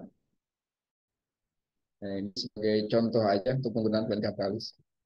Nah, jadi terakhir yang mungkin bisa saya sampaikan ya, investasi di tanaman buah ini sebetulnya cukup menjanjikan, gitu, menjanjikan hasilnya. Jadi bukan hanya pada saat kita masih hidup sekarang menikmati hasil buah-buahannya atau menikmati hasil cuannya, tapi juga nanti bisa jadi warisan yang berharga bagi putra-putri Bapak Ibu atau bahkan mungkin cucu cicit juga masih bisa merasakan gitu. Jadi ketika ada kesempatan sekarang untuk merawat kebun Bapak Ibu atau mungkin ini bisa dikasih rekomendasi ke Bapak Ibu para petani pekebun yang ada di sekitar tempat tinggalnya ya untuk jangan takut-takut mengganti tanamannya dengan yang lebih baik lagi, lebih bagus lagi gitu. Karena Plant Catalyst insya Allah siap berada di situ untuk membantu meningkatkan produksinya. Gitu. Paling hanya beberapa bulan atau mungkin 1 tahun ya tanaman itu ditanam, tanaman barunya dan berikutnya sudah bisa menghasilkan normal lagi daripada harus menunggu tanaman yang sudah berumur 30-50 tahun dan berbuahnya hanya gitu-gitu aja gitu. Ini jangan khawatir. Insya Allah bisa kita kembalikan dan untuk diteruskan. Ya. Terus selalu gunakan plant catalyst untuk menunjang pertumbuhan dan perawatan tanaman buah. Dan Bapak Ibu harus pede, harus yakin bahwa plant catalyst ini memberikan nutrisi yang sangat banyak, sangat baik untuk tanaman dan ini tidak ada diberikan oleh pupuk manapun, hanya plant catalyst saja. Ya, jadi dia berada di posisi Bapak Ibu ini punya senjata pamungkas yang bisa digunakan ke segala jenis tanaman, terus juga berada di posisi manapun plant catalyst bisa digunakan. Ya, dalam dari mulai pembibitan sampai dengan merawat buah, ini plant catalyst bisa jangan lupa direkomendasikan plant catalyst untuk merawat tanaman buah-buahan. Dan terakhir, serangan hama dan penyakit dapat dikendalikan dengan plant catalyst sambil mupuk, sambil penyakit tertepuk. Ya, mungkin itu yang bisa saya sampaikan. Kurang lebihnya saya harapkan Bapak Ibu bisa bertanya, bisa diskusi. Yang selebihnya saya kembalikan ke moderator. Baik, terima kasih. Oke, luar biasa sekali. Kita berikan tepuk tangan kepada Mas Jai yang sudah cukup panjang ya penjelasan tentang buah ini ya. Memang ini sangat luar biasa sekali pengetahuan dan di sekitar kita itu banyak sekali sebenarnya ya. Banyak sekali kalau kita memang benar-benar melihat, maka banyak sekali peluang-peluang kita mengembangkan, eh, memasarkan bahan katalis untuk tanaman buah tadi. Luar biasa.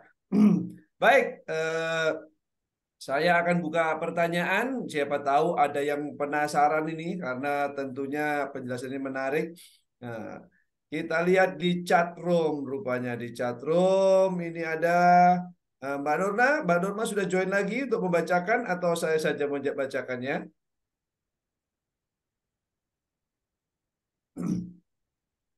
Boleh, Pak. Oke, terlihat nggak di layar komputernya? Oke, Saya bacakan langsung aja ya, Pak. ya silakan. Pak Jayadi, pertanyaan pertama dari Ibu Erwin Ambarwati. Bagaimana cara pengaplikasian pada mangga yang sudah berumur 15 tahun agar berbuah kembali? Apakah disemprotkan di batangnya? Terima kasih. Oh iya, ini. Tapi ada lanjutannya itu kayaknya Mbak Nurma itu di bawahnya lagi itu. Oh ya, di bawahnya lagi ya, Pak ya. Ya. Apakah perlu batangnya dilukai agar plant katalisnya bisa terserap sempurna sebelum disemprot? Maka perlu dibacok-bacok tuh biasanya seperti itu. Ya, tapi Betul. sebelum sebelum dijawab itu kan ada tulisan 15 tahun. Memang umur mangga itu sampai berapa tahun, Mas Jai? Ya, baik.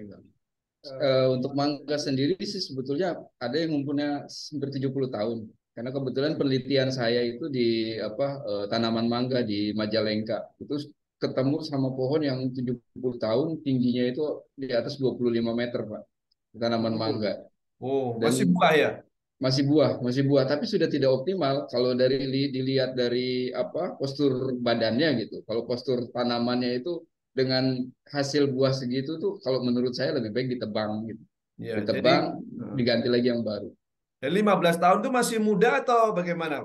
Supaya 15 tahun sebetulnya masih ideal, Pak. Masih ideal, tapi kembali lagi apakah itu masih bisa menguntungkan dengan kondisi buah seperti itu atau memang tertarik dengan varietas-varietas yang baru karena sekarang ini varietas-varietas yang baru itu lebih potensial juga untuk dikembangkan. Ya seperti mangga Irwin atau misalkan mangga Petruk atau misalkan mangga Gedung Gincu yang sudah bisa diterima di pasar Eropa. Nah, ini sebetulnya lebih potensial gitu ketimbang kita melihara pohon yang besar ya. Kita paksa lagi dia berbuah, kita tunggu setahun lagi terus berbuah gitu misalkan. Tapi hasilnya masih belum sesuai juga gitu. Nah, sekarang sudah banyak yang 1 tahun saja sudah bisa menghasilkan buah yang harganya juga cukup besar gitu. Itu kembali lagi ya Pak, bagaimana keinginan menggunakan beragribisnis tanaman buah mangga gitu. Oke, Nah, ini untuk 15 pertanyaan tadi. tahun sih masih Ya. cukup ideal. Oke, 15 tahun tuh sepertinya mangganya Bu Erwin sudah nggak berbuah lagi. Itu gimana itu caranya supaya berbuah lagi? Iya. Ya nanti setelah pada saat musimnya Bu, kalau misalkan bisa dilakukan pemangkasan dulu ya. Kita lakukan yang seperti perlakuan obsession tadi, tetap dilakukan pemangkasan, kita perbaiki dulu nih. Jangan sampai nutrisi-nutrisi yang akan kita berikan ini lari kemana-mana yang tidak menghasilkan gitu. Kita berinvestasi kepada ranting-ranting yang kering. Nah, ini kita pangkas, kita bersihkan dulu, kita pelihara lagi kondisi tanamannya, dirawat agar strukturnya baik. Nah, setelah itu baru diberikan pupuk yang sesuai dengan rekomendasi. Biasanya kalau untuk saat ini yang mudah ditemukan itu pupuk NPK. Untuk pupuk makronya, ya nanti bisa ditambah blend katalis. Kalau misalnya 15 tahun, saya rasa diameternya juga sudah di atas 20 cm ya Pak ya. Nah, ini sudah bisa kita pakai di atas 30 atau sampai 50 gram per pohon per batang gitu. 50 gram per pohon diaplikasikan blend katalis. Dan kalau memang memungkinkan aplikasikan setiap bulan. Ya, setiap bulan blend katalis ya kita pakai jangan dosis yang cukup tinggi, jangan sampai 80. Misalkan kita pakai di 40 atau 50 gram per pohon gitu. Tapi sebulan sekali kita optimalkan di situ gitu. Nah, nanti akan kelihatan itu muncul lagi tunas-tunas baru yang produktif. Di situ akan kelihatan tuh ketika tunas-tunas baru produktif itu kelihatan, berarti masa vegetatif tanaman ini muncul lagi. Nah, nanti masuk ke musim generatifnya. Tanaman mangga yang umumnya di musim keberapa itu sudah keluar bunga, coba diperhatikan. Nah, itu akan muncul bunga atau tidak. Nanti ketika itu sudah muncul bunga, berikan lagi pupuk, ya, pupuk NPK plus plant katalis, ya, berikan. Kalau bisa nanti 2 minggu sekali tambah aplikasi semprot batang tiap pagi atau sore. Ya, dosisnya 2,5 gram tadi, semprot batang dari mulai batang bawah sampai dengan keterjangkauannya setik, disemprot melingkar itu semprot terus gitu itu sampai kondisi dia nah kalau pada saat tanaman tinggi seperti ini mau kondisi bunganya seperti apa itu nggak jadi patokan, nggak jadi masalah ya karena kita bunganya tidak terjangkau oleh semprotan air. Nah itu bisa kita semprot terus per 2 minggu sekali sampai dia siap panen begitu. Nah untuk pemberian pupuk NPK-nya pada saat masa vegetatif ini usahakan yang standar aja Bapak Ibu Erwin. Misalkan yang standar yang NPK 16-16 dengan komposisi NPK-nya nitrogen fosfat kaliumnya itu standar. Tapi nanti ketika dia sudah mulai masuk fase pembungaan bisa ditambahkan dengan kalium dan yang ada campuran boron dan sulfur. Nah, itu boleh ditambah lagi gitu. Jadi lebih lengkap lagi gitu. Jadi dipacunya lewat pemberian nutrisi. Selain di plant katalis ini sudah ada, diberikan lagi dari makronya dari akar. Ya, itu lebih cepat lagi itu. Seperti itu. Ya kalau memang memungkinkan bisa ditambah ZPT tapi dengan perangsang sesuai dengan dosis yang dianjurkan, jangan berlebihan gitu. Ya usahakan gunakannya nanti memang menjelang pada saat musim berbunga. Itu pun kalau kondisi tanamannya sudah cukup ideal. Maksudnya dari tunas-tunas tadi memang yang kita berikan setelah pemangkasan, berikan pupuk, mau masuk musim berbunga sudah cukup bagus performa tanamannya, baru ya, kita bisa tambahkan pupuk dan ZPT itu tadi, zat perangsang tumbuh. Insya Allah nanti bisa walaupun tidak banyak, tapi paling tidak ada bisa menghasilkan bunga dan buah. Begitu Nah, itu mungkin itu. dilukain itu apakah membantu meningkatkan serapan plant katalis lewat batang? Jadi pengeratan batang ini sebetulnya dia untuk meningkatkan CN rasio Pak dan Bu Erwin. Jadi CN rasio ini kan ketika kondisi normal itu dia ya hanya menghasilkan apa memberikan nutrisi terus ke tanaman. Tapi ketika itu dihambat, itu di atas akan stres itu. Wah ini makanan nggak nyampe ini, makanan nggak akan nyampe. Nah ini akan apa? Jadi ketika hal kodrati Allah yang berikan gitu ya, ketika makhluk itu terancam untuk mati gitu, terancam untuk apa? Ya tiada gitu untuk mati. Dia akan berusaha untuk melanjutkan proses kehidupannya dengan yang baru. Makanya Nah, berbunga ya. gitu ya. Nah, makanya dia akan memunculkan bunga gitu. Nah, Hmm. pada saat proses ini, jadi pengeratan itu tidak tidak selamanya sampai keluar buah itu diikat kencang atau misalkan dilukain pucuknya itu enggak. Cuma Jadi diancam pengerat aja ya, dikasih cuman ancaman ya. diancam aja gitu, diancam Kawin nggak nih, diancam mau kawin mati nggak nih nih, akhirnya. beranak nggak gitu ya. Nah, itu akhirnya dia wah ya udah saya harus itu mengeluarkan apa melanjutkan proses kehidupan di anak yang baru gitu. Nah, Oke, jadi kita diulang, hanya diulang merangsang sedikit. di situ Ya, aja gitu. tadi Termasuk kan dikerat mangga. juga diikat Ya, kencang nanti ketika ya. dia sudah apa berlanjut untuk proses hidup kita lepas lagi gitu. Nah, Nah, karena pada saat generatif pembuahan perlu nutrisi yang banyak oke, begitu. asal kelihatan mulai ada bunganya, baru pengeratan itu dilepaskan lagi ya, Kang J ya. Iya, iya, Pak.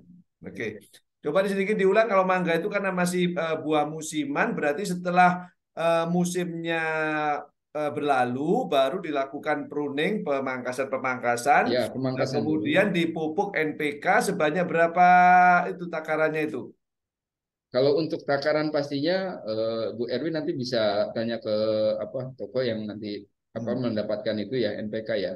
Rata-rata di antara 250 sampai 500 gram lah per pohon. Kalau untuk tanaman yang di atas 20 apa diameternya di atas 20 cm gitu. Hmm. Kurang lebih 1/4 kilo gitu per pohon. Gitu ya. Ada yang Iya. suka lebih itu ngasihnya ya. Terus ditambah pelan katalis supaya Tambah pelan katalis 50 gram atau 40 gram itu per ya. pohon. Ya biasanya terus tumbuh itu apa namanya rimbun apa namanya daunnya ya. Daunnya jadi rimbun ya. Ya, nanti akan tumbuh lagi tunas-tunas baru. Gitu. Hmm. Tunas-tunas baru nanti bisa dipelihara lagi itu tunas mana yang bisa produktifnya Pak. Jadi tidak semuanya nanti dibiarkan begitu lagi gitu, tapi tetap dipelihara mana yang akan dijadikan fokuskan untuk berbuah. Gitu. Jadi pemberian nutrisi itu jadi fokus dia ke buah yang mana gitu. Ya. Ya, Pak. Oke, Bu Erwin, mungkin mau menyampaikan langsung, apakah sudah cukup puas? Mudah-mudahan berbuah baik banyak itu bangganya. Bu Erwin, halo. Oh, mudah-mudahan ya, mudah-mudahan ya bisa diterima. Nah, ini dia, Bu Erwin. Iya, ya Gimana Pak, sudah sudah cukup? cukup penjelasannya. Terima kasih Pak Jai, Pak Imam. Ada berapa Sama-sama Ibu. pohon, Bu? Ada dua aja Pak, mana pohon mana lagi? Oh iya iya iya. Mana lagi kok cuma dua, Bu? Iya nanamnya cuma dua. Iya mana lagi? Mana lagi? Mangga mana lagi?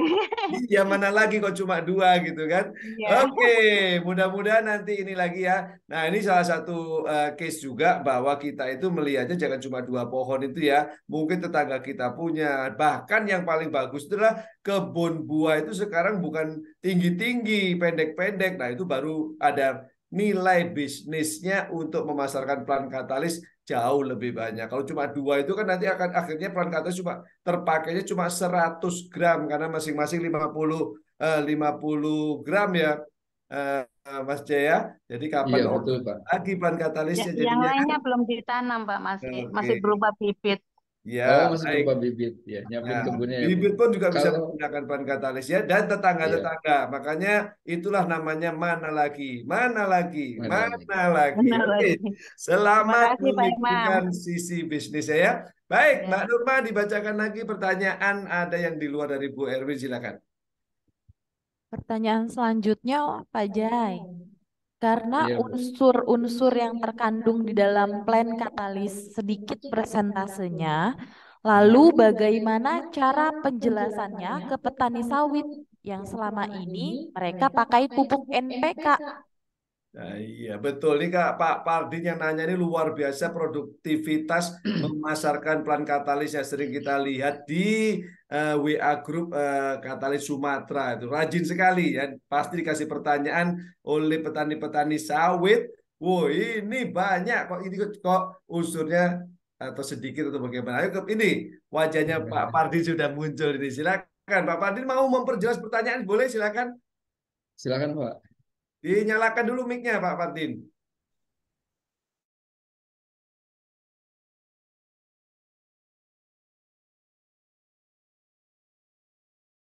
Interaksinya langsung ke petani sawit.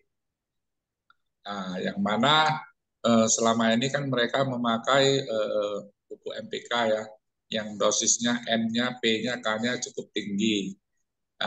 Jadi kita masuk dengan katalis yang unsur N-nya, P-nya, K-nya, dan semua unsur yang ada di kandungannya itu kan sedikit-sedikit.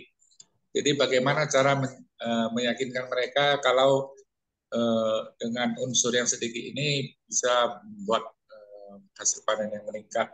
Dan tentunya diselang-seling juga dengan NPK yang mereka pakai setiap musimnya gitu Pak. Pak Ya, Pardin, baik. sebentar sebelum dijawab oleh Mas J ya. Silakan Kalimat Pak. petani gimana? Kalimatnya ngomongnya ke Pak Pardin gimana ngomongnya? Kalau saya sih bilang ini namanya kan Bukan, bukan. uh, Bukan kalimatnya Pak Pardin. Kalimat petani kepada Pak Pardin gimana pertanyaannya? Pak Pardin, ini kok sedikit kali gitu atau bagaimana itu? ya ini unsurnya kan sedikit-sedikit. Apakah cukup makan nanti sawitnya begitu Pak? Oke, terus Pak Pardin menjawabnya apakah masih tetap pakai NPK atau tinggalkan NPK gantikan hanya cukupkan katalis atau bagaimana jawabannya Pak Pardin? Saya menyarankan untuk selang-seling Pak. Untuk periode ini contohnya pakai plan katalis. Nanti untuk periode berikutnya pakai NPK seperti biasa. Oh gitu. Selang-selingnya itu boleh tahu kalau pakai NPK-nya berapa gram, terus bahan katalisnya berikutnya pakai berapa gram. Coba kita teliti. Uh, saya sarankan untuk plan katalisnya itu 100 gram per pokok Hmm. dalam jangka 3 bulan atau 4 bulan sekali. Hmm. Kemudian disusul dengan periode berikutnya itu memakai pupuk NPK yang biasa mereka pakai itu Pak. Berapa banyak, Pak? Sekitar 1 kilo per pokok.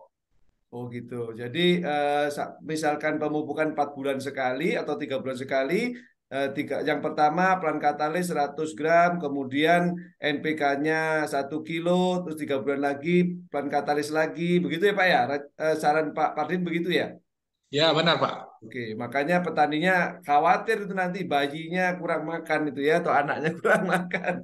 Oke, kita tutup. Pak Jai, tolong dijelaskan, dikoreksi apabila ada yang perlu diperbaiki. Silakan, Kang Jai.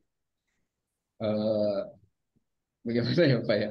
Sebetulnya memang kalau pertama saya lihat pengalaman Pak Pardin pasti pengalamannya lebih jam terbang lebih jauh dari saya nih untuk mengenalkan petani sawit. Saya terus terang baru hanya sekali bertemu dengan petani sawit waktu kemarin turun bersama Pak Profesor Kamal, maaf, Profesor Kushendarto ke Medan ya Pak. Cerita tentang petani sawit itu banyak banyak sekali yang jadi masukan. Tapi saya tidak jauh ke sana, kemarin itu juga saya baru cerita tadi, 1-2 minggu ini saya baru habis panen tanaman padi yang saya trial. Karena pengen tahu Pak, bagaimana plan katalis ini dengan unsur yang mungkin kalau dibandingkan dengan NPK ini sangat jauh kondisinya. Nah, tapi ternyata hasil panen yang kemarin itu dari 18.000 meter persegi itu hasil panennya yang pakai plan katalisnya itu dapat kurang lebih 648 kilogram. Yang nggak pakai plan katalis itu masih di angka 430-an.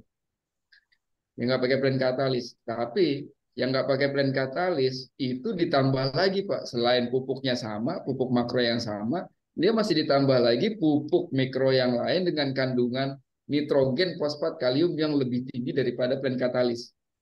Hasil totalnya per 1.000 meter masih beda 4 kintal. Per 1.000 meter. Masih beda 4 kintal dibandingkan dengan yang tidak pakai plan katalis. Nah, dari sini saya melihat bahwa saya plan katalis ini sebetulnya, dan ketika kemarin kunjungan dengan Pak Coach Hendarto di Medan, itu sampai dia berani katakan ketika Bapak ini sudah rutin memberikan pupuk NPK sepanjang tahun kepada tanaman sawit, nanti ketika menggunakan blend katalis harus dikurangin minimal 30%. Karena apa? Pupuk yang Bapak berikan ke tanaman itu sudah sangat banyak, tapi yang bisa diserap oleh tanaman itu hanya sedikit. Gitu. Itu sama kejadian yang tadi di tanaman durian cerita dari Pak Suryo. Jadi bukan jumlahnya yang banyak, tapi bagaimana kemampuan tanaman bisa menyerap nutrisi. Nah, kuncinya adalah ada yang pertama di alkalisnya tadi, sifat alkalis dari plant katalis, ya. Ini dia menaikkan pH tanah. Kalau lambungnya kurang baik, nutrisinya tidak bisa diserap dengan baik oleh tanaman. Nah, terus yang kedua, ketika pH tanahnya ini netral, ya. Nah, pupuk apapun yang dikasih oleh pemilik sawit tadi, ini akan bisa dimakan dengan baik oleh tanaman. Gitu. Jadi ini yang pertama dari sifat alkalisnya.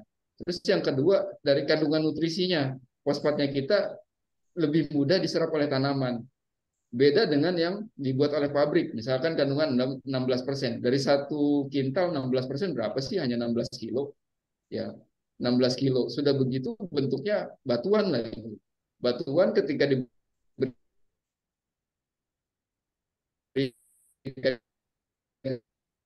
ke tanah itu harus ada. Nah, yang lepaskan itu kan apa dengan proses pemanasan yang dilakukan oleh bakteri ini dia tidak terlepas. Nah, kita pernah tahu berapa jumlah bakteri atau jumlah tenaga kerja yang bisa melepaskan unsur yang terikat di pupuk yang diberikan tadi, terus bisa dimakan oleh tanaman. Ya ibaratnya kalau misalkan ini di plant katalis ini ibarat nasi padang lah, bukan bungkusnya diberikan dia langsung bisa dimakan. Tapi kalau pupuk makro itu dia butuh proses lagi, ya butuh proses. Belum lagi nanti ketika aplikasikan turun hujan, jadi berapa ya, persen yang terjadi penguapan atau misalkan hilang terbawa air di dalam tanah.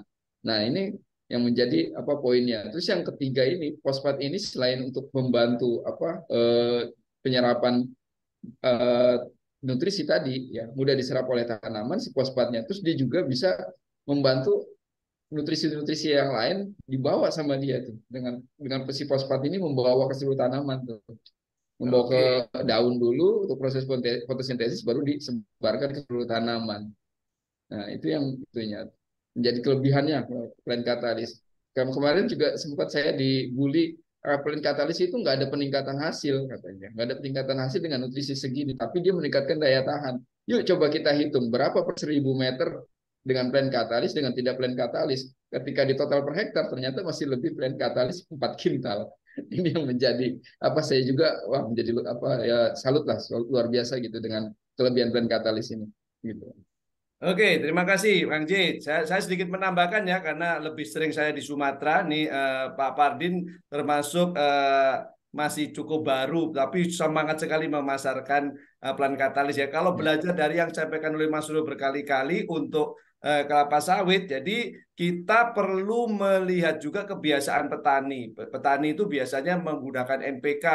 Kalau kita gantikan semuanya dengan plant katalis itu pasti akan kita melawan arus, maka timbul pertanyaan yang seperti didapati oleh Pak Pardin tadi. Jadi caranya gimana? Caranya itu plant katalis itu kan seperti suplemen, Pak. Jadi bukan menggantikan, tetapi memperbaiki keadaan. Dalam hal ini adalah asam tanahnya itu diperbaiki menjadi tidak asam, menjadi basah, ya sehingga penyerapan akar bisa menyerap nutrisi yang lebih baik pada pupuk yang diberikan setelah itu.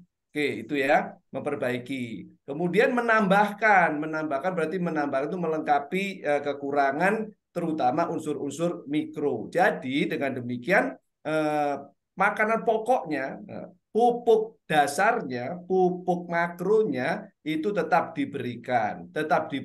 Jadi jangan sampai nanti hilangkan, gantikan plant katalis, maka dia akan bertanya, apa cukup unsur cuma sedikit segini gitu? Nggak cukup. Meskipun ada pengalaman beberapa petani hanya menggunakan plant katalis, tetapi 100 gram satu pokok itu kemungkinan tanahnya itu memang masih cukup bagus dengan unsur organik yang ada selama secara alami masih ada. Tetapi kalau sudah sering sudah lama kebun itu digunakan untuk kebun sawit, mestinya unsur haranya sudah berkurang sekali. Makanya kenapa pupuk makro itu tetap digunakan. Tetapi kalau tanahnya asam, percuma pupuk makro diberikan banyak, tidak terserap, malah asam tanah tinggi, akarnya menjadi rusak, ya, makanya sering ke atas terus pohonnya tumbang. Jadi satu yang bisa dilakukan adalah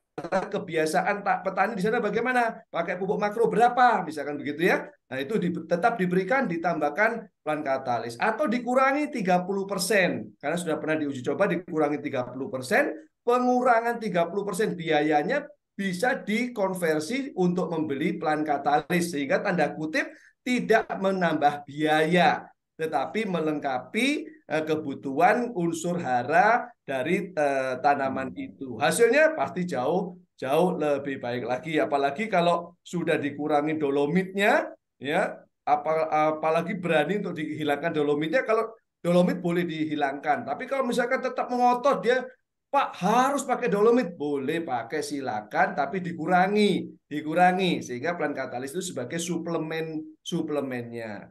Jadi tidak perlu menambahkan biaya yang sangat tinggi, atau bahkan tidak menambah biaya, mengkonversi saja biaya dari pembelian pupuk makro atau pembelian dolomit dikonversi ke plant katalis. Kalau dihitung-hitung Pak, bisa jadi masih ada sisa uangnya.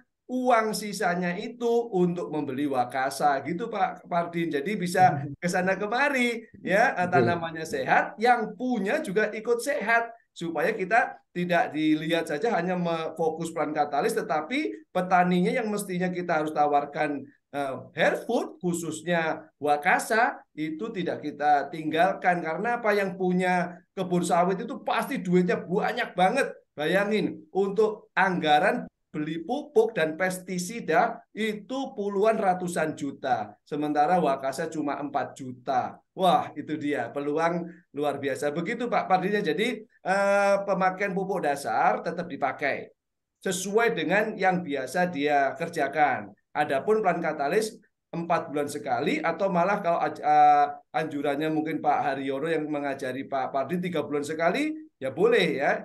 Itu dia. Kira-kira begitu Pak Pardin, sehingga bisa menjawab. Ini sedikit sekali, iya memang itu melengkapi, tapi sedikit itu tidak dimiliki oleh pupuk dasar, karena memang ini pupuk pelengkap. Begitu Pak Pardin, mudah-mudahan lebih semangat lagi. Ini ada Pak Haryono, ini Pak Haryono mungkin mau nyalakan kamera, mau menambahkan, karena tadi saya wakili dulu, mungkin ajarannya yang biasa disampaikan Pak Pardin saya tambahkan. Pak Haji. Nah, kira-kira bagaimana? Cocok nggak yang saya tambahkan tadi? Nyalakan mic-nya. Mic-nya nyalakan dulu, Pak. Mic-nya, Pak.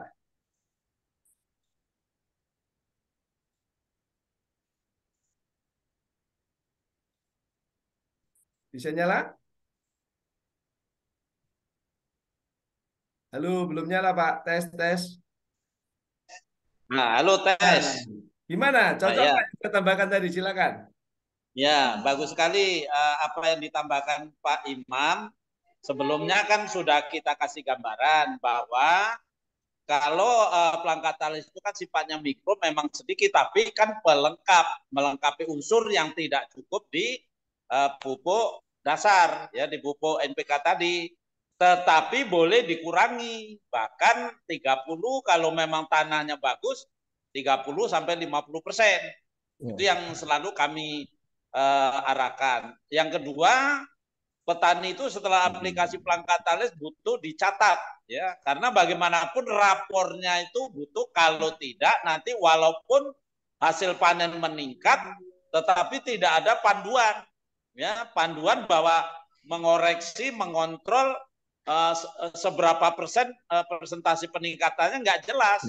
Nah, oleh sebab itu, seperti yang ada kejadian di Kulim, saya pandu baru berjalan 1 tahun. Awalnya tidak kenal plant katalis, malah pakai Jankos, NPK, pupuk kandang terlalu banyak biayanya. Setelah kenal sama saya edukasi mendetail, hanya pakai plant katalis sama NPK saja. Tapi pupuk kandang tangkos itu tidak dipakai lagi. Setelah dicatat selama 12 bulan, peningkatannya 22 ton 216 kilo. Nah, jadi waktu Dari itu berapa itu, Pak? saya tanya juga dengan Pak Insinyur Siktus, persentase pembagiannya rata-rata 3,7 ton per hektar. Nah, sampai sekarang pun kondisi mayoritas petani sawit itu trek. Nah, yang Pak Irfan Akbar itu stabil karena tetangganya 6 hektar hanya bisa panen 3 ton sekali panen. Tapi Pak Irfan ini semenjak pakai pelangkat bisa 5,8 ya, bahkan 6 ton, dan ini yang panen terakhir saya pantau naik lagi.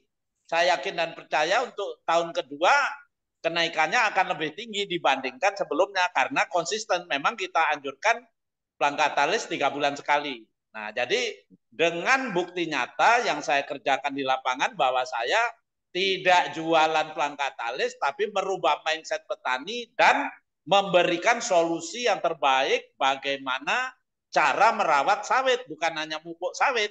Kalau pupuk sawit semua petani tahu itu, tapi belum tentu apa yang dipupukkan sesuai dengan apa yang diharapkan tanaman sawit. Nah, oleh sebab itu solusi yang tepat jangan ditinggalkan plangkatalis bahkan mulai pembibitan sampai masa replanting, jangan berhenti. Nah, itu kira-kira masukannya Pak Haji. Terima kasih. Oke, Pak Haji sedikit lagi supaya Ya. lebih clear buat Pak Pardin, itu pupuk NPK-nya 1 tahun atau berapa bulan sekali diberikannya? Ya, kebetulan yang ini dia juga mau menghemat biaya, biasanya 4 bulan cuma dikasih 6 bulan sekali, 1 kilo. Itu Pak Pardin sudah tahu, catatannya sudah saya tunjukkan semua itu. 6 bulan sekali sekilo, tapi plangkatalis tetap 3 bulan sekali, tidak boleh terlambat. Itu yang paling penting.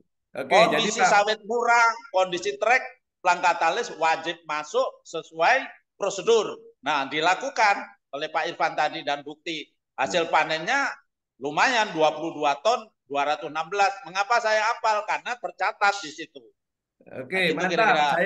Saya senang sekali mendengar dan sengaja memang mengundang Pak Haryono karena pernah satu waktu saya menganjurkan Pak Har, kita juga sebagai mitra CNA itu juga jadi peneliti, dicatat. Bukan harus sampai pada hasilnya. Karena setelah kita gunakan peran katalis itu sekitar 1 bulan saja sudah ada perbaikan daunnya. 2 bulan ada perbaikan daunnya. 3 bulan ada perbaikan daunnya. Dan seterusnya dicatat. Sehingga kita punya catatan dan bersama petaninya menikmati perbaikan tanaman kita. Sehingga ujungnya pada hasilnya kita bisa cerita, ini loh yang terjadi, sehingga logis dan mereka menikmati penjelasan kita. Begitu ya. Jadi 6 bulan sekali, kalau kebiasaan di ajarannya Pak Haryono 6 bulan sekali NPK-nya, 3 bulan sekali peran katalisis. Nanti akan satu waktu ketemu bersamaan menggunakan NPK, menggunakan peran katalis pada 6 bulan pertama. Kan 3 bulan, 3 bulan.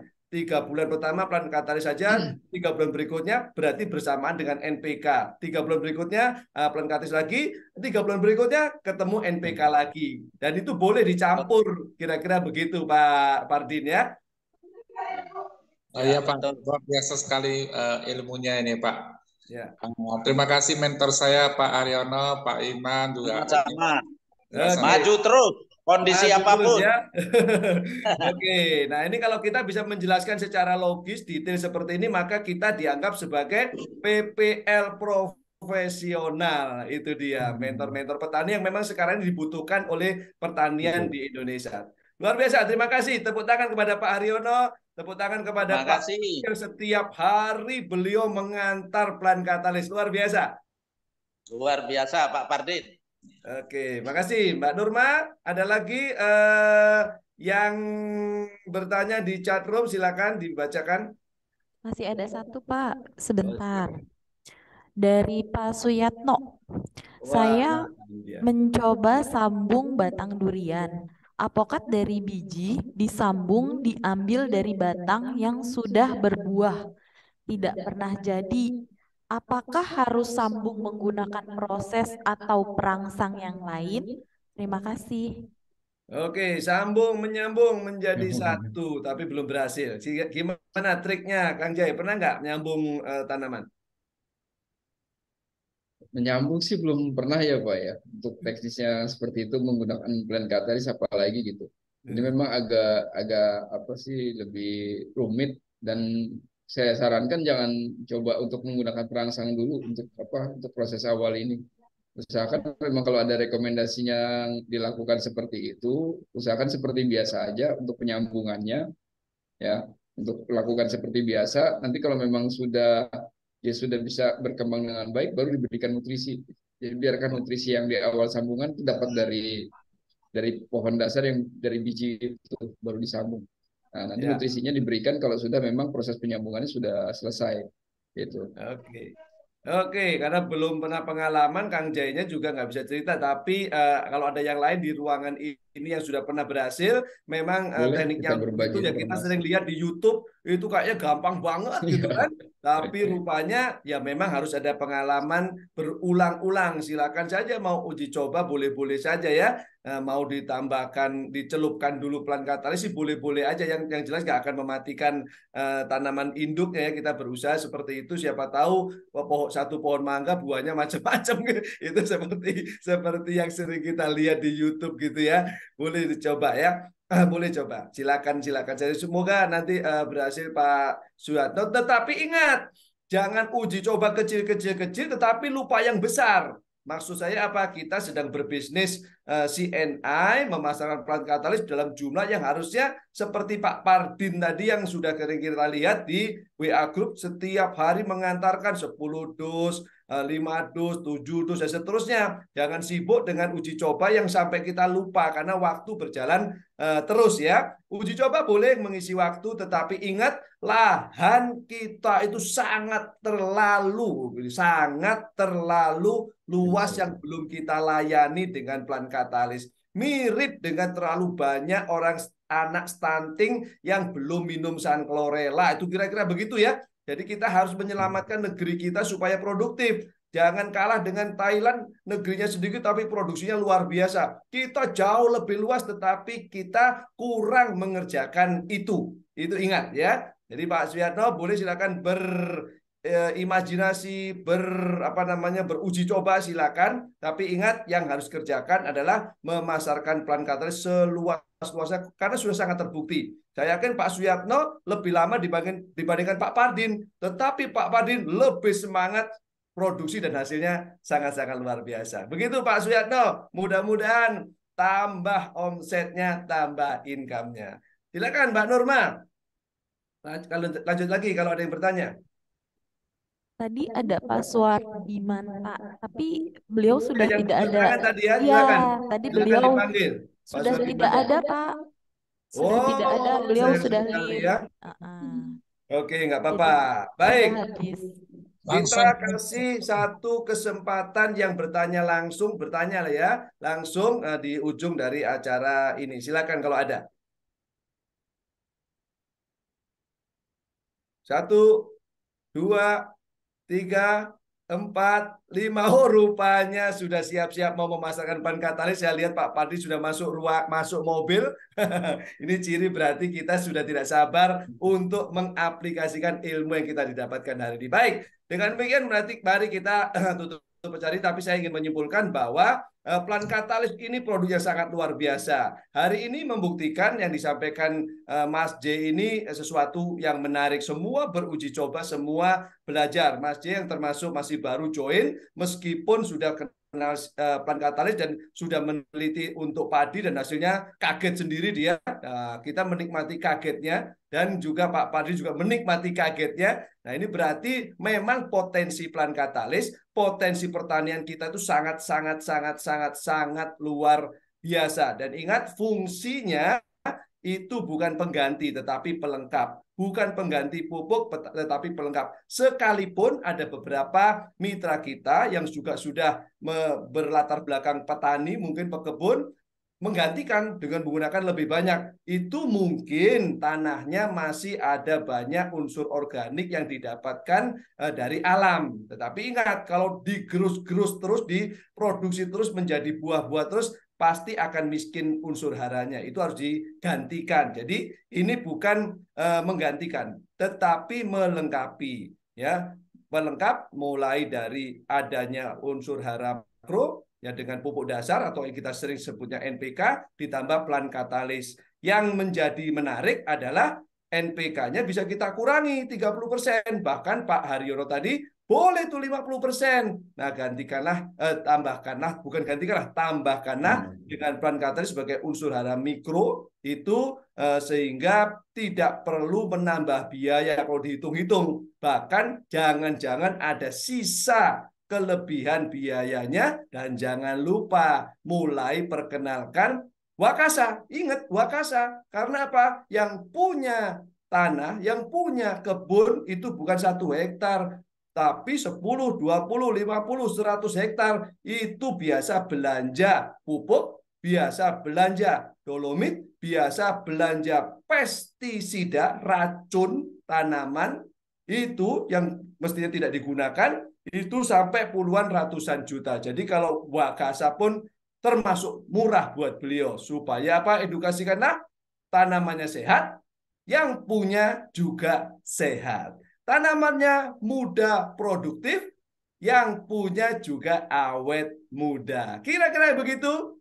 Sehingga sehat sejahtera. Itulah misi CNI dalam konteks quality of life. Terima kasih. Demikian, mudah-mudahan nanti kita semangat lagi, sehat terus. Ketemu lagi di acara berikutnya, Zoom Training Plan Katalis, di topik yang pasti menarik berikutnya. Terima kasih kepada Kang Jai, terima kasih kepada Pak Haji Haryono, terima kasih kepada mitra-mitra yang sudah join di sini. Mudah-mudahan hari ini menambah semangat Anda di periode berikutnya. Ingat, yang masuk promo cluster, kejar sebaik-baiknya, karena omset besar, income besar. Yang sudah punya KW, Komisi Wisata, cukup banyak. Tahun ini kita siap-siap pergi ke Eropa, Spanyol selama 10 hari, 7 malam. Luar biasa. Terima kasih. Saya kembalikan kepada Mbak Nurma. Assalamualaikum.